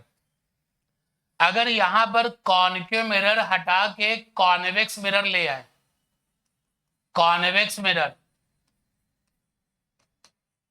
या कॉन्वेक्स मिरर की जगह पर ये कोई भी लेंस लिख दे, तो इस क्वेश्चन को करने का जो तरीका है वो नहीं बदलता। किस तरीके से आप लोगों को ये क्वेश्चन जो है क्लास में बताया जा चुका है कि जब डिस्टेंट ऑब्जेक्ट, डिस्टेंट यानी कि वही सन और मून या स्टार, जब डिस्टेंट ऑब्जेक्ट पोल पर, लेंसेज की बात होगी तो ऑप्टिकल सेंटर पर, अगर ये क्वेश्चन लेंस पे जाके बनेगा तो आंसर आएगा, और पोल की जगह पे ऑप्टिकल सेंटर आएगा। तो जब डिस्टेंट ऑब्जेक्ट पोल पर एंगल बनाता है, एंगल बनाता है, कितना एंगल बनाता है, मान लेते हैं थीटा बनाता है, तो बताया गया है साइज ऑफ इमेज बराबर क्या होता है, एफ थीटा। एफ यहां पर फोकल लेंथ है, थीटा वो जो एंगल बना है, बट याद रखो थीटा किस में होना चाहिए, रेडियन में होना चाहिए। यूनिक क्वेश्चन है जो आपको बार बार मिलता है, बार बार बताया गया है। अब आप इस क्वेश्चन में देखिए फोकल लेंथ कितनी है, तो रेडियस ऑफ कर्वेचर यहाँ पर 5 है, तो फोकल लेंथ हो जाएगी 15/2, और एंगल कितना बना है 0.5 डिग्री, तो रेडियन बनाओगे तो आ जाएगा 0.5 इंटू π/180। ठीक है, सॉल्व करेंगे तो थर्ड वाला ऑप्शन आएगा, जब सॉल्व करेंगे तो सेंटीमीटर में रिजल्ट आपका थर्ड ऑप्शन आएगा। इस क्वेश्चन में एग्जाम में जब आए तब ज्यादा दिमाग ना लगाएं, जितना दिमाग लगाना है अपना यहीं पर जब आप प्रैक्टिस मोड में तब करिए। ये रिजल्ट कैसे आता है कई बार बताया गया है, जब एग्जाम में आए तो सीधा कॉन्सेप्ट यूज करिए। और यूनिक प्रॉब्लम है, ये स्पेशल वन है भाई, इसका थोड़ा ध्यान रखिए, इसका ख्याल रखिए, तो एग्जाम में ये भी आपको बहुत आगे ले जाएगी प्रॉब्लम, क्योंकि ये एक ऐसी प्रॉब्लम है जो सब लोग नहीं करेंगे। नेक्स्ट पर चलते हैं, सॉल्व करेंगे तो ये 6.55 आएगा, चेक है ये ऑप्शन। 25, कुछ खास, कॉन्केव मिरर का जो फोकल लेंथ है वो 12 है, यानी कि फोकल लेंथ दिया गया है, और क्योंकि कॉन्केव का है तो माइनस में ही रहा होगा साइन कन्वेंशन के अकॉर्डिंग। ऑब्जेक्ट की जो लेंथ है वो 4 सेंटीमीटर है, ऑब्जेक्ट का साइज ओ हो गया, और इमेज हमको 1 सेंटीमीटर लंबी मिल रही है, यानी कि आई हो गया। तो where should an object be, object of length 4 centimetre place so that the image 1 centimetre long is form. Concave mirror का क्वेश्चन है, तो अगर आप देखें तो मैग्निफिकेशन आपको दिया है, डायरेक्टली नहीं इनडायरेक्टली I/O, तो मैग्निफिकेशन आपको दे रखा है, तो मैग्निफिकेशन कितना आ गया 1/4, मैग्निफिकेशन दिया है, फोकल लेंथ दिया है, यू पूछ रहा है, फंडा क्या लगेगा, ये लगेगा। लेकिन एक समस्या आ रही है यहाँ पर, फोकल लेंथ का साइन तो ये हो गया, अब यहां पर इमेज अगर रियल है तो माइनस प्लस में है तो वर्चुअल, अब क्या करें, कहीं लिखा तो है नहीं, कहीं लिखा तो है नहीं, अब क्या करें,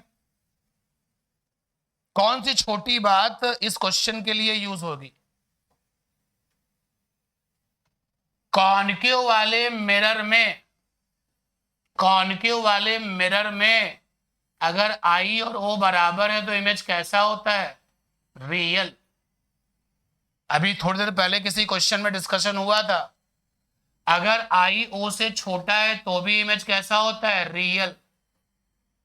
अगर आई ओ से बड़ा है तो दोनों बातें हो सकती हैं, रियल भी इमेज हो सकता है या फिर वर्चुअल। तो यहां तो इमेज छोटा है तो कैसा होगा?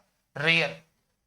और इसलिए इस क्वेश्चन को ये बात बहुत अच्छा बना रही है, क्योंकि साइन गलत, गलत साइन के साथ भी एक आंसर यहां पर होगा। और ये हमने साइन का पता कर लिया, m की वैल्यू है -1/4, f की वैल्यू है -12, u हमें दिया नहीं गया, क्रॉस मल्टीप्लाई किया तो आ गया 12 plus u is equal to -48, u is equal to -48 minus का 12, u इज इक्वल टू -60। ये आ गया। ये तो हम लोगों ने पूरा डिटेल किया और क्वेश्चन हो गया। देखते हैं कि क्या कुछ अदर इंफॉर्मेशन से ये क्वेश्चन हो पाएगा। देखते हैं। ये हमारा कॉन्केव मिरर है, पोल हो गया, फोकस हो गया, सेंटर ऑफ कर्वेचर यानी कि ट्वाइस ऑफ फोकस हो गया। क्वेश्चन में जो फोकल लेंथ है वो 12 है, ये 12 ले लिया हमने, और डबल डिस्टेंस वाला जो पॉइंट है वो 24 हो गया। अब देखते हैं हमारी क्या नॉलेज है और उस नॉलेज से क्या ये क्वेश्चन हो पाएगा। हमें पता है कि अगर ऑब्जेक्ट यहां रखोगे तो इमेज साइज में बड़ा मिलता है और रियल मिलता है, हमें ये पता है। हमको ये भी पता है कि अगर ऑब्जेक्ट यहां रखोगे तो इमेज साइज में बड़ा मिलता है, लेकिन कैसा मिलता है? वर्चुअल। अब हमें ये भी पता है कि अगर ऑब्जेक्ट यहां रखोगे तो इमेज साइज में बराबर मिलता है और रियल बनता है, और हमारा वाला इमेज जो है वो छोटा सा है, तो यानी एक ही बात बचती है, अगर अपना ऑब्जेक्ट यहां पर है यानी कि इस जोन में है, तो इस जोन में अगर ऑब्जेक्ट है तो इमेज का साइज ऑब्जेक्ट के साइज से छोटा होता है और इमेज रियल होता है, यानी जो u होगा वो 24 से ज्यादा होगा। तो यार 24 से ज्यादा होगा तो ये भी और ये भी है, तो अब बैड लक है हमारा, क्योंकि अगर ये भी और ये भी है तो इसका मतलब क्या हो गया? हमें क्वेश्चन क्या करना पड़ेगा? सॉल्व भी करना पड़ेगा। लेकिन बहुत बार ऐसा होता है कि जब हम ये वाली ट्रिक ट्राई करते हैं तो केवल एक ही ऑप्शन इसको सपोर्ट करता है और आंसर मिल जाता है, बट यहां पर वो कामयाब नहीं हुआ। ये तो पता लगा लिया कि जो u होगा वो 24 से ज्यादा होगा, लेकिन 24 से ज्यादा में ये भी बैठा और ये भी बैठा, तो यानी कि सॉल्व करना पड़ा। तो कभी कभी इस तरीके की सिचुएशंस भी आती है, और कभी कभी इसी सिचुएशन से क्वेश्चंस भी हो जाते हैं। 26 देखिए, कॉन्केव के मिरर का फोकल लेंथ 20 सेंटीमीटर है, कहां पर ऑब्जेक्ट रखे कि मैग्नीफाइड इमेज मिले 2 टाइम्स और रियल इमेज है। तो क्वेश्चन को पढ़ रहे हैं तो m इज इक्वल टू है -2। देखते हैं कि जरा वो वाली ट्रिक यहां ट्राई करते हैं। इमेज का साइज बड़ा है, ये हो गया फोकस, ये हो गया सेंटर। सेंटर को ट्वाइस ऑफ फोकस भी कहते हैं। मिरर की जो फोकल लेंथ है वो 20 है, तो ये 20 हो गया, और ये कितना है? ये डबल यानी 40 हो गया। बड़ा इमेज यहां मिलता है, रियल में बड़ा इमेज यहां मिलता है, इस वाले जोन में बड़ा इमेज आपको मिलता है जब ऑब्जेक्ट यहां होता है। यानी जो u होगा, जो डिस्टेंस ऑफ ऑब्जेक्ट होगा, क्वेश्चन में वही पूछा गया है, वो 20 से ज्यादा होगा और 40 से कम। 20 से ज्यादा और 40 से कम कौन है? यहां पर ये ट्रिक काम आ गई। और कोई इसको सॉल्व करके देखे, मैग्निफिकेशन -2 है, फोकल लेंथ -20 है, फार्मूला लगाया f/f - u, तो -2 -20 -u क्रॉस मल्टीप्लाई किया, 40 + 2u माइनस का 20, तो देखो रिजल्ट वही आया जो फटाफट हम लोग निकाल चुके हैं, वो सॉल्व करके भी आ गया। तो सारी बातें जब एग्जाम में जाए तो पूरी तैयारी के साथ जाए, ऐसा ना हो कि कुछ आता है कुछ नहीं आता तो फंस जाएगा। इसके पहले वाले क्वेश्चन में जिसने हमको फंसा दिया था, इस क्वेश्चन में उसी ने हमको क्या किया? निकाल भी दिया। तो दोनों ही बातें पता होनी चाहिए। 26 के बाद देखिए नेक्स्ट 27। जब ऑब्जेक्ट को रखा गया है डिस्टेंस x पर, distance of x metre, I think m का मतलब यहाँ पे मीटर ही है, फ्रॉम ए कॉन्केव मिरर। तो मैग्निफिकेशन मिला है कितना, रियल इमेज के लिए मैग्निफिकेशन 2 मिला है। रेडियस ऑफ कर्वेचर चाहिए। तो अगर आप सीधा, क्योंकि इतने सारे क्वेश्चन अब हो रहे हैं यहाँ पर, तो डायरेक्ट हमने इसको अप्लाई किया, डिस्टेंस ऑफ ऑब्जेक्ट चाहिए कि नहीं, रेडियस ऑफ कर्वेचर चाहिए, ठीक है। मैग्निफिकेशन कितना है यहाँ पर, मैग्निफिकेशन कितना है यहाँ पर 2 है, और रियल है तो माइनस का 2, और फोकल लेंथ निकालनी है, रेडियस का डबल होता है। यू की वैल्यू कितनी है, एक्स है, माइनस साइन के साथ क्रॉस मल्टीप्लाई करो, जो दिया जाता है ना उस पे साइन लगाते हैं, अननोन पे साइन नहीं लगाते हैं, अननोन अपने आप साइन के साथ आता है। क्रॉस मल्टीप्लाई किया, माइनस का 2f, नेगेटिव नेगेटिव पॉजिटिव हो जाएगा, माइनस का 2x इज इक्वल टू हो जाएगा f को उधर ले जाओ तो हो जाएगा 3f इज इक्वल टू हो गया माइनस का 2x, f is equal to हो गया 2x/3 माइनस में। और अभी हमने देखा कि मार्जिनल वाली लाइट की हमने बात करी थी, और पैराक्सियल की भी बात करेगी। पैराक्सियल हमेशा आपके लिए यूजफुल है, क्योंकि कुछ कहता नहीं है तो हमेशा पैराक्सियल के लिए ऑप्टिक्स पढ़ी जाती है, और पैराक्सियल के लिए फोकल लेंथ क्या होता है r/2, तो माइनस का 2x/3, और रेडियस ऑफ कर्वेचर आ गया माइनस का 4x/3। नेगेटिव से परेशान मत होइए, क्योंकि साइन कन्वेंशन के रूल के हिसाब से इसका जो रेडियस है कैसा होना चाहिए, negative, and that is why कौन सा आंसर है 4x/3, yes C. Next, rear view mirror car में कैसा होता है, दुनिया जानती है कैसा होता है, कॉन्वेक्स होता है। 29, इन्वर्टेड इमेज बनानी है रियल ऑब्जेक्ट की। रियल ऑब्जेक्ट जिसको छू सकते हैं, जिसको आप छू सकते हैं वो रियल ऑब्जेक्ट है,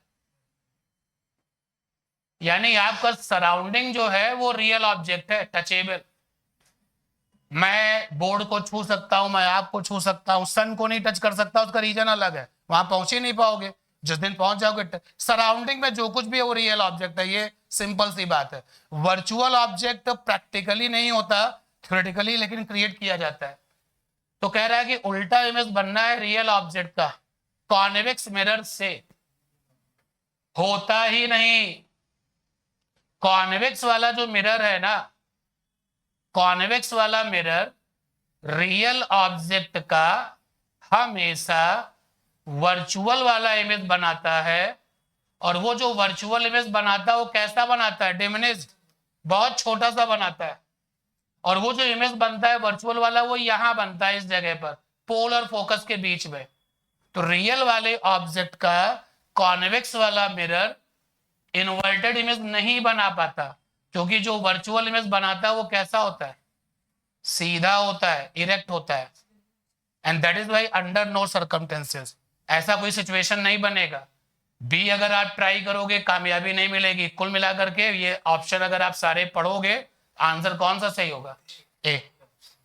हाँ, अगर यहां रियल नहीं लिखता तो क्वेश्चन बहुत बड़ा बन जाता, तब हम वर्चुअल ऑब्जेक्ट के बारे में भी सोचते, बट अभी अलाउ नहीं है क्योंकि रियल ऑब्जेक्ट लिखा हुआ है। 30 नंबर क्वेश्चन, पॉइंट सोर्स है 15 centimetre away from the convex mirror है, वर्चुअल इमेज बन रही है 6 सेंटीमीटर पर। तो यार ये v दिया गया है, प्लस में होगा क्योंकि वर्चुअल इमेज है। ये आपका u दिया गया है, ये आपका माइनस में होगा। रेडियस ऑफ कर्वेचर मतलब फोकल लेंथ निकालो तो बात बन जाएगी। तो 1/f 1/v 1/v is +6, 1/u is -15। LCM लिया, कितना आया 60। 60 से कम तो नहीं आएगा, 60 तो यानी 10 जा और 4 जा, तो ये आ जाएगा f इज इक्वल टू 60/6, ये आ गया 10, सी ऑप्शन आएगा। और रेडियस ऑफ कर्वेचर चाहिए, तो f इज इक्वल टू लिखा r/2, कितना आ गया 20। तो फाइनल वाला आंसर क्या हो जाएगा 20, क्योंकि रेडियस ऑफ कर्वेचर पूछा है, ये आंसर हो जाएगा फाइनली। फोकल नहीं पूछा, रेडियस ऑफ कर्वेचर पूछा है, तो फार्मूला बेस्ड क्वेश्चन है। 31, अगर आपको अपनी पूरी इमेज चाहिए, ये लड़का हो गया, क्वेश्चन आप पढ़ लीजिए।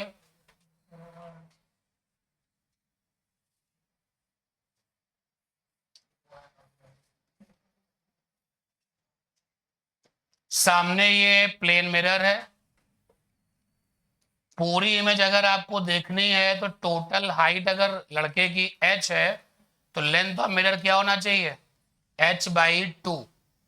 तो 1 मीटर है तो 1 मीटर का हाफ करेंगे कितना आ जाएगा, 0.5। वैसे अगर पूरी बात करें, यानी कि अगर हम थोड़ा सा आपको यहाँ रिवाइज भी कराएं तो कहानी कुछ ऐसी है। क्वेश्चन में कभी कभी ये काम आती है। ये पर्सन हो गया, लेकिन उस पर्सन की दो दो हाइट दे रखी हैं। मान लेते हैं पर्सन का सर ये है, पर्सन की आंखें ये हैं और पर्सन के पैर ये हैं। अगर क्वेश्चन में दो दो हाइट दी जाए, समझ जाना क्वेश्चन यही वाला है जो हम डिस्कस करने जा रहे हैं। एक हाइट होती है उसके पैर से लेके आंखों तक की, पैर से लेके आंखों तक की हाइट को हमने लिखा है स्मॉल h, और एक हाइट क्वेश्चन में दी जाती है पैर से लेके सर तक की, और इस वाली हाइट को हमने लिखा कैपिटल H, और सामने मिरर दीवार में या किसी सपोर्ट में टांग दिया गया है। अगर मुझे पूरी इमेज देखनी है तो दो कंडीशंस होती हैं। पहली, जो मिरर की लंबाई है, जो लेंथ ऑफ द मिरर है, मिरर की लेंथ उसकी बड़ी वाली हाइट की आधी होनी चाहिए, यानी ये बड़े वाले H कैपिटल्स का आधा। और जब आप मिरर को सामने टांगेंगे तो जो उसके पैरों का लेवल है, तो मिरर का जो ये लोअर पॉइंट है वो फीट वाले लेवल से कितना ऊंचा होना चाहिए, छोटा वाला h/2। तो अगर ऐसा है तो पूरी इमेज दिखेगी, अदरवाइज नहीं दिखेगी। बट इस क्वेश्चन में सिंपल केस था एंड दैट इज वाई जो ऑप्शन था वो सी था। बट रिजल्ट इसको भी याद रखो, कभी कभी ये क्वेश्चन भी रहता है। फिर स्टूडेंट पूछता है कि सर ये जो डिस्टेंस है दोनों के बीच का, उसका कोई काम नहीं है क्या? बिल्कुल काम है। दोनों के बीच का डिस्टेंस ऐसा रखो कि देखने वाला ये कहे कि हाँ दिखाई दे रहा है। पता चला कि ये पर्सन खड़ा है यहाँ पर और मिरर रखा है उसके घर पर, तो कहां से दिखाई देगा? तो डिस्टेंस विजिबल रेंज वाली होनी चाहिए। तो वो मैटर है नहीं कि आप बता दें कि हाँ मुझे दिख रहा है, तो उतनी डिस्टेंस पे रख लीजिए। 32 पे आ गए। अगर कोई वेव रिफ्लेक्टेड हो जाती है डेंसर मीडियम पर इनटू द रेयर मीडियम, तो फेज चेंज कितना आता है? ये जो क्वेश्चन है यहां पर, ये हाँ रिफ्लेक्शन, तो क्योंकि रिफ्लेक्शन आया है इसलिए ये क्वेश्चन यहां पर। वैसे इस क्वेश्चन को हम लोग डिस्कस करते हैं किसमें, इंटरफेरेंस में। चलिए वहीं पर डिस्कस करेंगे इसको। इसका आंसर क्या रहता है, पाई रहता है। देखो देखो इन्होंने बताया अच्छे से, बड़ा फेमस क्वेश्चन है। दैट इज वाई अगर क्वेश्चन को ही देखना हो तो पाई आंसर इसका जो है, इतने बार ये क्वेश्चन रहता है सामने कि निकल के आता है कि इसका आंसर इतना ही आएगा। पर डिस्कस करेंगे जब इंटरफेरेंस आपको बताएंगे, बाउंड्री कंडीशन जब बताएंगे। अगर इंसिडेंट लाइट की फ्रीक्वेंसी ये है तो रिफ्लेक्शन के बाद फ्रीक्वेंसी क्या होगी? रिफ्लेक्शन के बाद फ्रीक्वेंसी क्या होगी? रिफ्लेक्शन के बाद फ्रीक्वेंसी क्या होगी? रिफ्लेक्शन के बाद स्पीड क्या होगी? रिफ्लेक्शन के बाद वेलोसिटी क्या होगी? अगर मैं पूछता रिफ्रैक्शन, एक पॉइंट यहां पर और ऐड करते हैं, वेवलेंथ क्या होगा? और रिफ्रैक्शन के अगर बारे में पूछा जाए, रिफ्रैक्शन के बाद आफ्टर द रिफ्रैक्शन फ्रीक्वेंसी क्या होगी? आफ्टर द रिफ्रैक्शन स्पीड क्या होगी? आफ्टर द रिफ्रैक्शन वेलोसिटी क्या होगी? आफ्टर द रिफ्रैक्शन लैम्डा क्या होगा? तो रिफ्लेक्शन के बाद फ्रीक्वेंसी नहीं बदलती, स्पीड नहीं बदलती, वेलोसिटी बदलती है, डायरेक्शन बदल जाती है, वेवलेंथ नहीं बदलता। रिफ्रैक्शन में फ्रीक्वेंसी नहीं बदलता, स्पीड बदलता है, वेलोसिटी बदलता है और वेवलेंथ बदलता है रिफ्रैक्शन में। यहां पे रिफ्लेक्शन है तो कौन सा ऑप्शन होगा? 34। रियल ऑब्जेक्ट है, प्लेन वाला मिरर है, क्या होगा?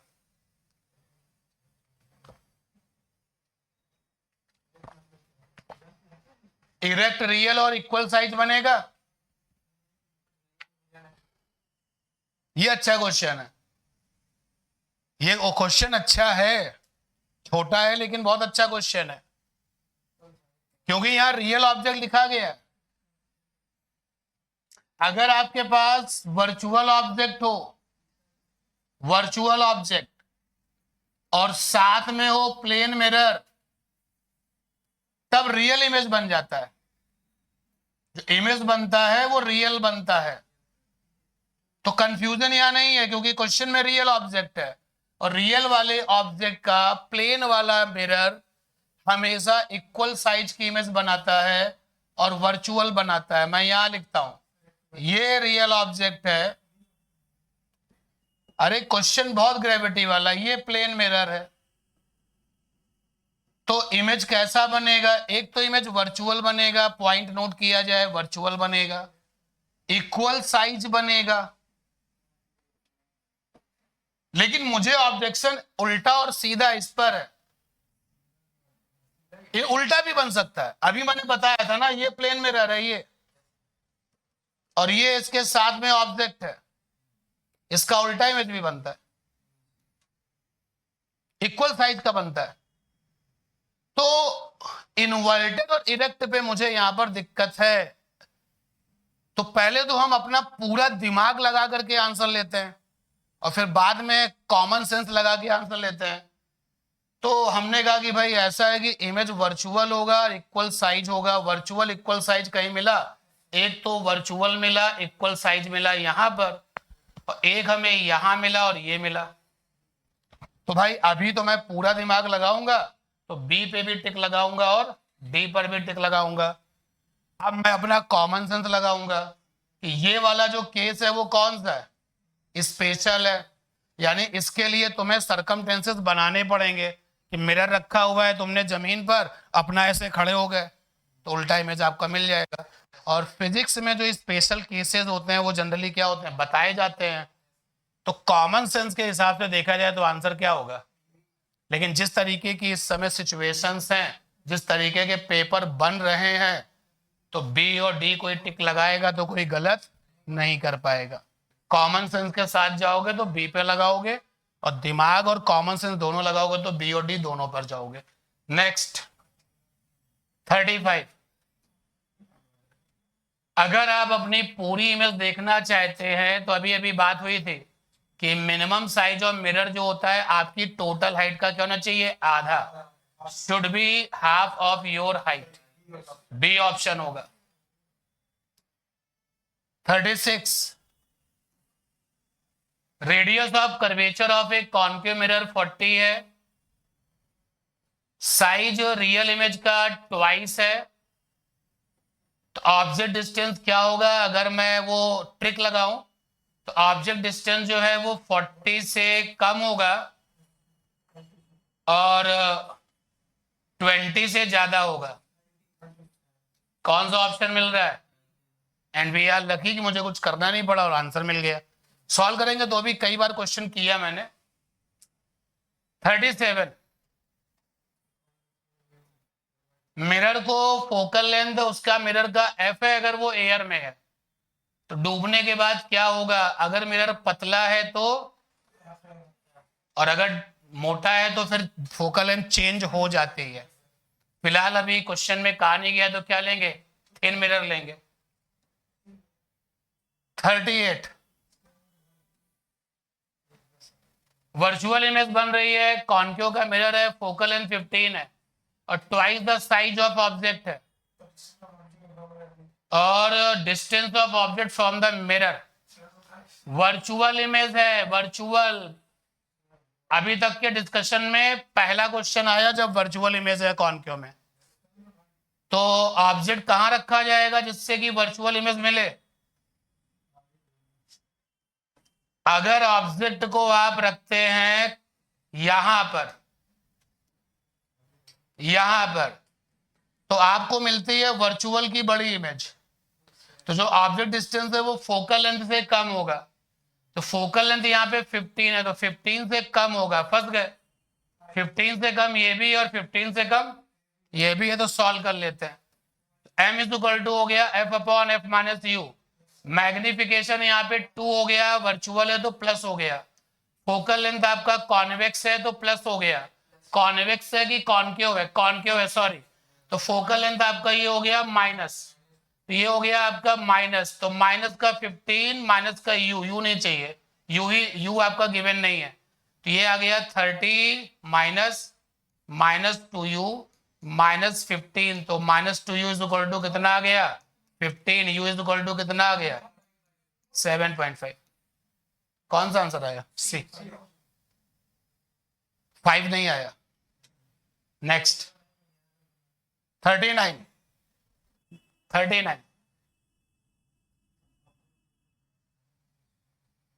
कॉनकेव वाले मिरर से ऑब्जेक्ट 20 पर रखा हुआ है, फोकल लेंथ भी 20 है, तो इमेज कहां बनेगा? मिरर देखो कौन सा है, कॉनकेव। कौन सा केस होगा? कौन सा केस होगा? क्योंकि अगर कॉनकेव वाला मिरर है और फोकल लेंथ भी 20 है और ऑब्जेक्ट डिस्टेंस भी 20, तो ऑब्जेक्ट कहां होगा? फोकस पर। ऑब्जेक्ट अगर फोकस पर होगा तो इमेज कहां होती है? इन्फिनिटी पे। अच्छा, इसी क्वेश्चन में अगर हम इसको कर दें कॉनकेव हटा के कर दें कॉन्वेक्स, कॉन्वेक्स वाला मिरर ले लेते हैं, ये कॉन्वेक्स मिरर हो गया, इसका फोकस ये हो गया, फोकल लेंथ आपका ये आ गया 20 और जो ऑब्जेक्ट का डिस्टेंस है वो हो गया ये 20। अब क्या होगा? ये भी बड़ा फेमस क्वेश्चन है। अब इन्फिनिटी नहीं होगा। अब जब आप डिस्टेंस ऑफ इमेज निकालोगे तो कितना निकल के आता है? f/2 यानी कि 10 आएगा। बट अभी फिलहाल इस सिचुएशन में तो आंसर इनफाइनाइट होगा। 40 देखिए है उसी तरीके का, तो इसमें क्या आ जाएगा 10। याद रखना कि कॉन्वेक्स वाले मिरर में इस क्वेश्चन को अगर ये ऑब्जेक्टिव आ रहा है तो भाई ऐसे ही इसको करिएगा। इस कॉन्वेक्स वाले मिरर में अगर u और f इक्वल है तो जो डिस्टेंस ऑफ इमेज है वो क्या होता है? f/2। ये इतना फेमस क्वेश्चन है कि आपके कॉम्पिटिटर इसको ऐसे ही करेंगे, और अगर आप ऐसे करेंगे 1/f 1/v 1/u, मिरर का लगाया फार्मूला, फोकल लेंथ प्लस में f, v हमें पता नहीं, u की वैल्यू माइनस में f, तो ये हो गया 1/f, ये आया प्लस का 1/f is equal to 1/v, तो v इज इक्वल टू कितना आ गया f/2। 41 ल्यूमिनस ऑब्जेक्ट है 20 centimetre from the surface of convex mirror and the plane mirror is adjusted in such a way that the virtual images formed by the mirrors coincide. Focal length of a convex mirror 5 distance between the mirror। आपके पास ये convex वाला mirror है और इसके सामने एक luminous object रखा हुआ है, ल्यूमिनस ऑब्जेक्ट 20 सेंटीमीटर पे रखा हुआ है। मिरर की जो फोकल लेंथ है वो है 5, इसकी फोकल लेंथ 5 है। एक प्लेन मिरर है, एडजस्ट किया गया है, तो ये हमने यहाँ पे प्लेन मिरर को एडजस्ट कर दिया। ऑब्जेक्ट की इमेज प्लेन मिरर ने भी बनाई और इस मिरर सीएम ने भी बनाई, दोनों इमेजेस कॉन्साइड हो रही हैं। ये इमेज बनाया है सीएम ने और ये इमेज बनाया है पीएम ने, तो आपसे पूछा गया है ये डिस्टेंस।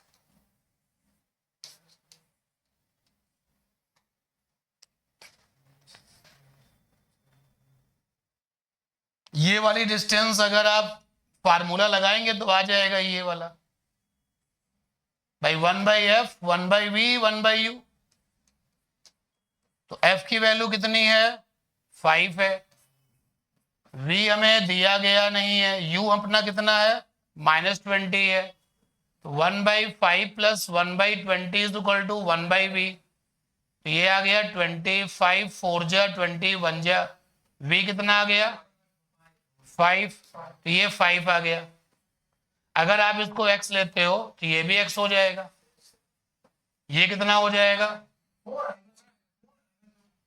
4 5 ये 4 आ जाएगा। और अगर आप इसको बातें नहीं अगर आप इसको x लेंगे तो ये भी x आ जाएगा, ये कितना आ जाएगा x माइनस 4। अब x माइनस 4 और ये वाला भी x, ये मैंने गड़बड़ किया यहां पर।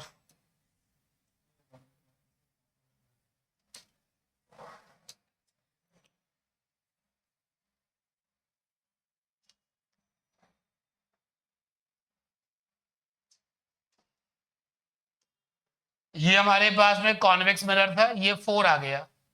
अगर मैं इसको मानता हूं कि ये x है तो ये टोटल डिस्टेंस भी x होगा, क्योंकि प्लेन मिरर से इतने डिस्टेंस पर ऑब्जेक्ट, इतने डिस्टेंस पर इमेज। ये कितना आ जाएगा x माइनस 4। अब ये वाला x माइनस 4 और ये x मिलके क्या हो जाएंगे 20, यानी x plus x minus 4 is equal to 20। तो x इज इक्वल टू 24, तो x इज इक्वल टू 12 आ गया। एक क्वेश्चन इसमें ऐसा आया था जिसमें डायग्राम बना था, बट इसमें डायग्राम हमें बनाना पड़ा।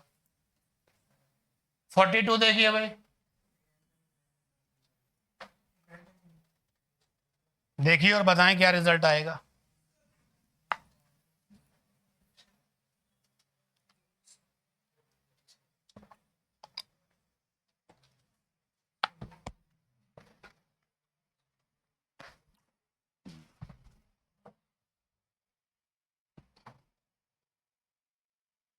कैंडल फ्लेम 3 सेंटीमीटर है, हाइट में 3 सेंटीमीटर है, आई थिंक, हाँ 3 सेंटीमीटर हाइट में है, 300 सेंटीमीटर पर है किसी वॉल से। कॉन्केव का मिरर केप्ट किया गया है at a distance x from the wall in such a way that the image of the flame on the wall is 9 centimetre. तो x पूछा गया है, ये हमने W फॉर वॉल बना लिया, W लिख दिया, ये वॉल हो गया।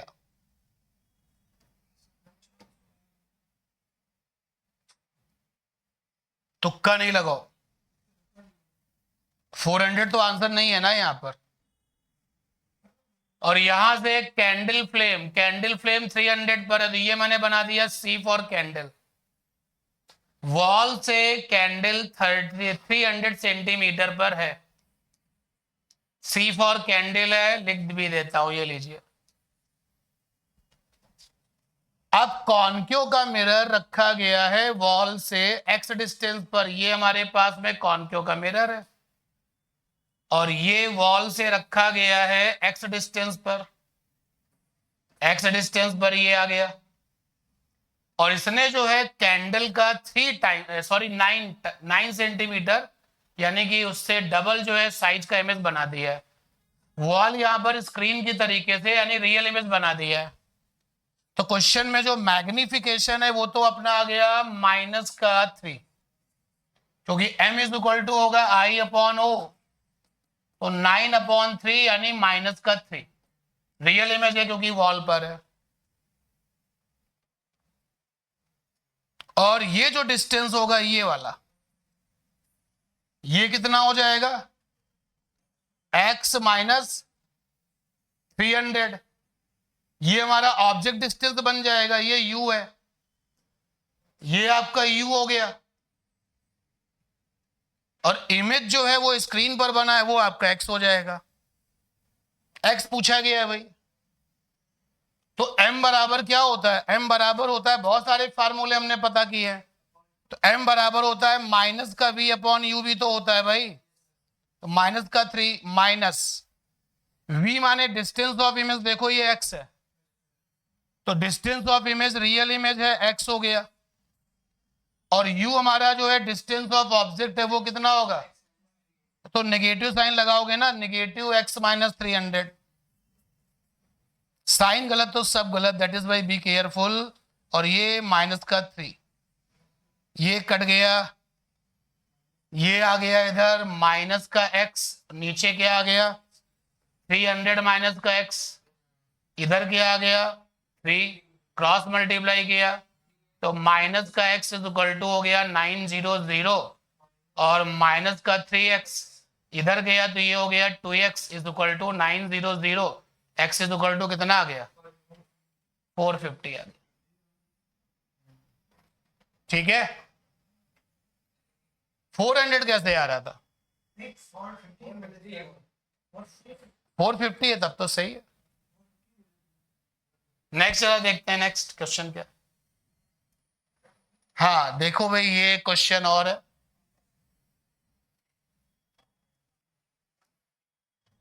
चेक करिए इसको भी। पॉइंट ऑब्जेक्ट है, मिडवे है between the two focal length of convex mirror fitted in a car is 20 centimetre.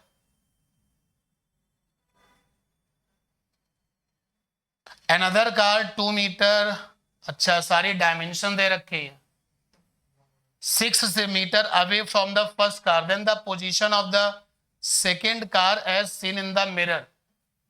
तो मेन आप देखिए कि इस क्वेश्चन में जो मिरर है उसकी फोकल लेंथ 20 है और जो ऑब्जेक्ट का डिस्टेंस है वो कितना है 6 मीटर है, ये मेन है। और पोजीशन ऑफ इमेज चाहिए, कॉन्वेक्स का मिरर है, कॉन्वेक्स का क्वेश्चन में मिरर है और इसकी फोकल लेंथ क्वेश्चन में है 20 और ये सारी कहानी आपको परेशान करने के लिए दी जा रही है। कार में इतनी डायमेंशन, इतनी डायमेंशन, इतनी डायमेंशन, ये जो कार है वो 6 मीटर पर है, यानी u is equal to 600 centimetre.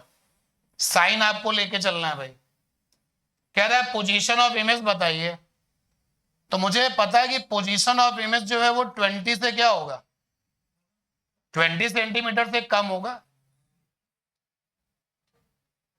क्यों, क्योंकि जो इमेज बनती है ना कॉन्वेक्स में, जो इमेज बनती है कॉन्वेक्स में वो फोकस और पोल के बीच बनती है, कहीं बीच में मतलब बिटवीन। तो देखिए 20 सेंटीमीटर से कम होगा, इसको सपोर्ट करने वाला कौन है डी है, ये तो 6 मीटर लिखा है ना, वो तो 600 है, तो ये डी वाला ऑप्शन हो गया। 44 जरा देखें क्या, ऑब्जेक्ट को 25 सेंटीमीटर पे रखा गया है फ्रॉम द मिरर। क्या मिरर है बताया तो नहीं है, चलो आगे पढ़ते हैं। मैग्निफिकेशन M1 था, फिर ऑब्जेक्ट को 15 सेंटीमीटर अवे कर दिया गया मिरर से, तो मैग्निफिकेशन M2 हो गया। मिरर की फोकल लेंथ चाहिए, यानी कि मिरर का नाम भी नहीं पता, क्वेश्चन में मिरर का नाम नहीं दिया गया, नेचर नहीं दिया गया है। तो हमारे पास जो फंडा है वो ये है, m is equal to f upon f minus u. पहले मैग्निफिकेशन M1 था, मैं भी ऐसे लिख देता हूं M1, कहीं कुछ दिया गया है नहीं दिया गया है। और यहां पर आया फोकल लेंथ तो हमें चाहिए तो f ले लिया और u की वैल्यू देखिए 25 है, तो यहां पर साइन के साथ रखोगे तो कितनी आ जाएगी f प्लस 25। दूसरा मैग्निफिकेशन M2 हो गया, मिरर वही रहा होगा और नया वाला u कितना हो गया 25 प्लस 15, नहीं नया वाला u 15 अवे यानी कि 25 प्लस 15, तो 550 213 और 4 तो 40 हो गया और M1 बाई M2 हो गया 1/4। अब यहां साइन नहीं दिया गया तो थोड़ा सा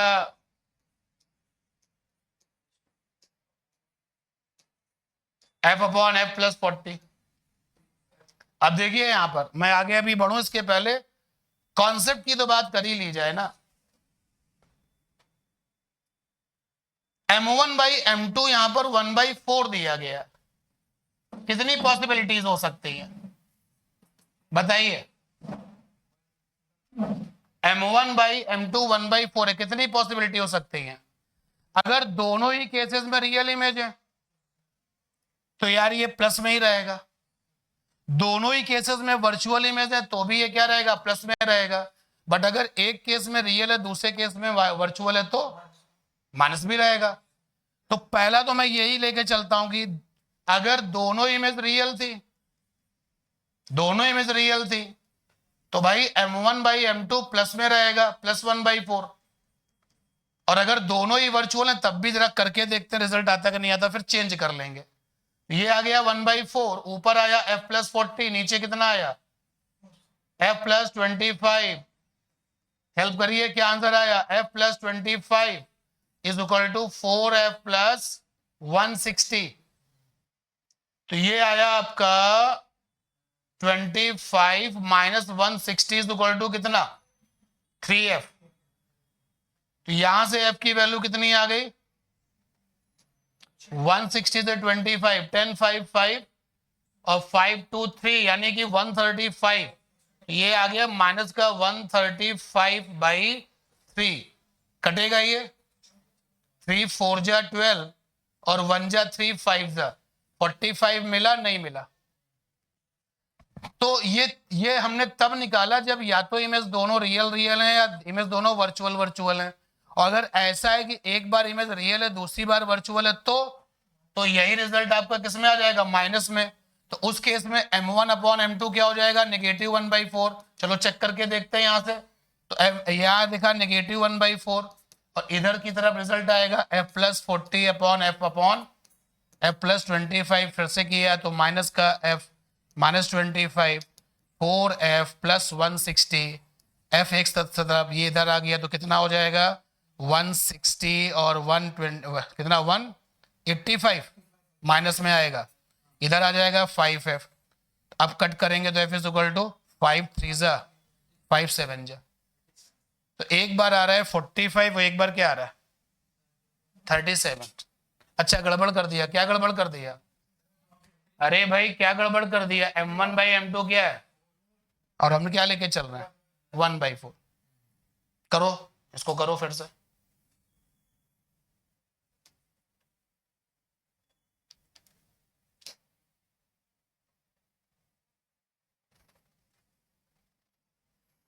m का फार्मूला है f-u।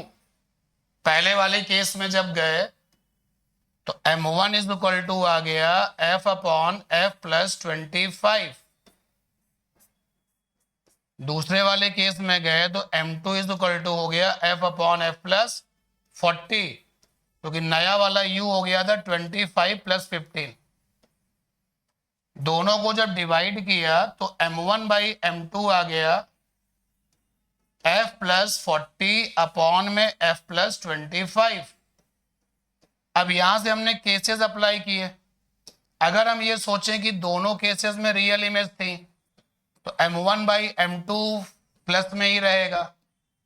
अगर दोनों में वर्चुअल इमेज थी तो प्लस में ही रहेगा। चेक करके देखते हैं, प्लस किया f+40/f+25 सॉल्व किया, कितना आ गया 4f प्लस का 100 = 40, 4f = -60, ये आ गया -15। है कोई आंसर?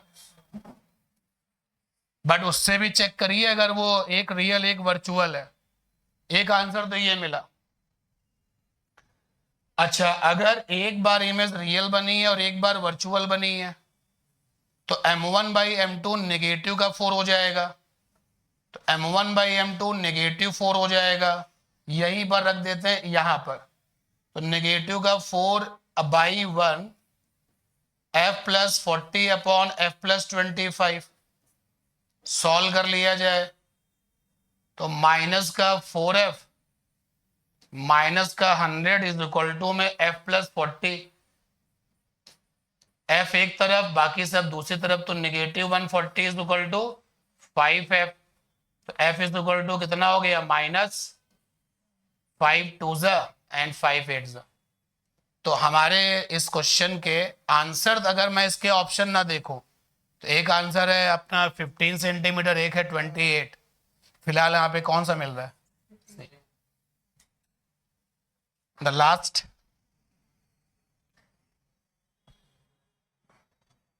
लास्ट देखिए क्वेश्चन को भाई,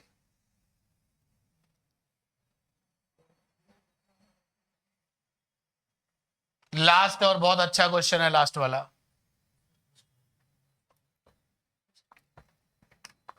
क्वालिटी प्रॉब्लम है last. Small piece of wire bent into the L shape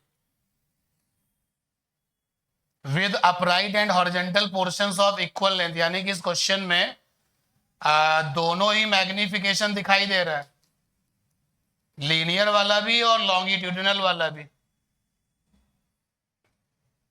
और ये एल शेप का वायर आपने रख दिया।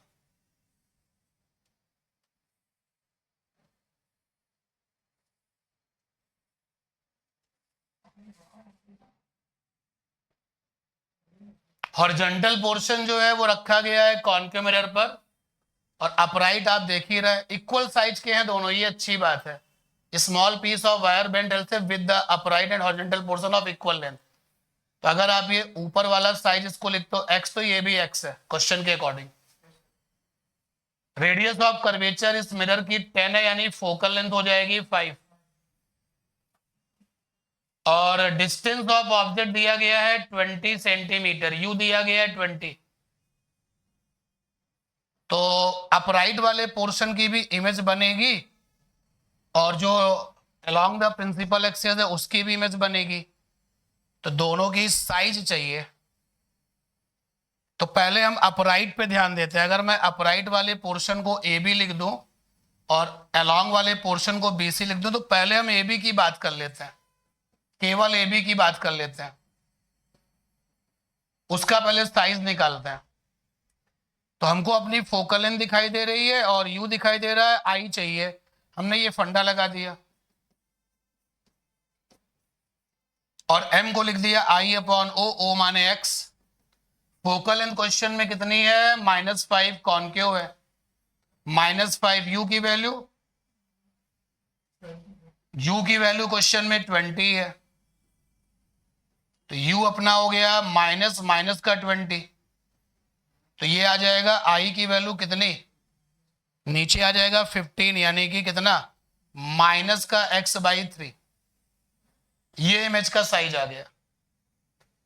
और जो मैग्निफिकेशन यहां से निकल के आया वो कितना आया, नेगेटिव का 1/3। भाई अगर मैं केवल मैग्निफिकेशंस की बात करूं तो कितना आया, नेगेटिव का 1/3।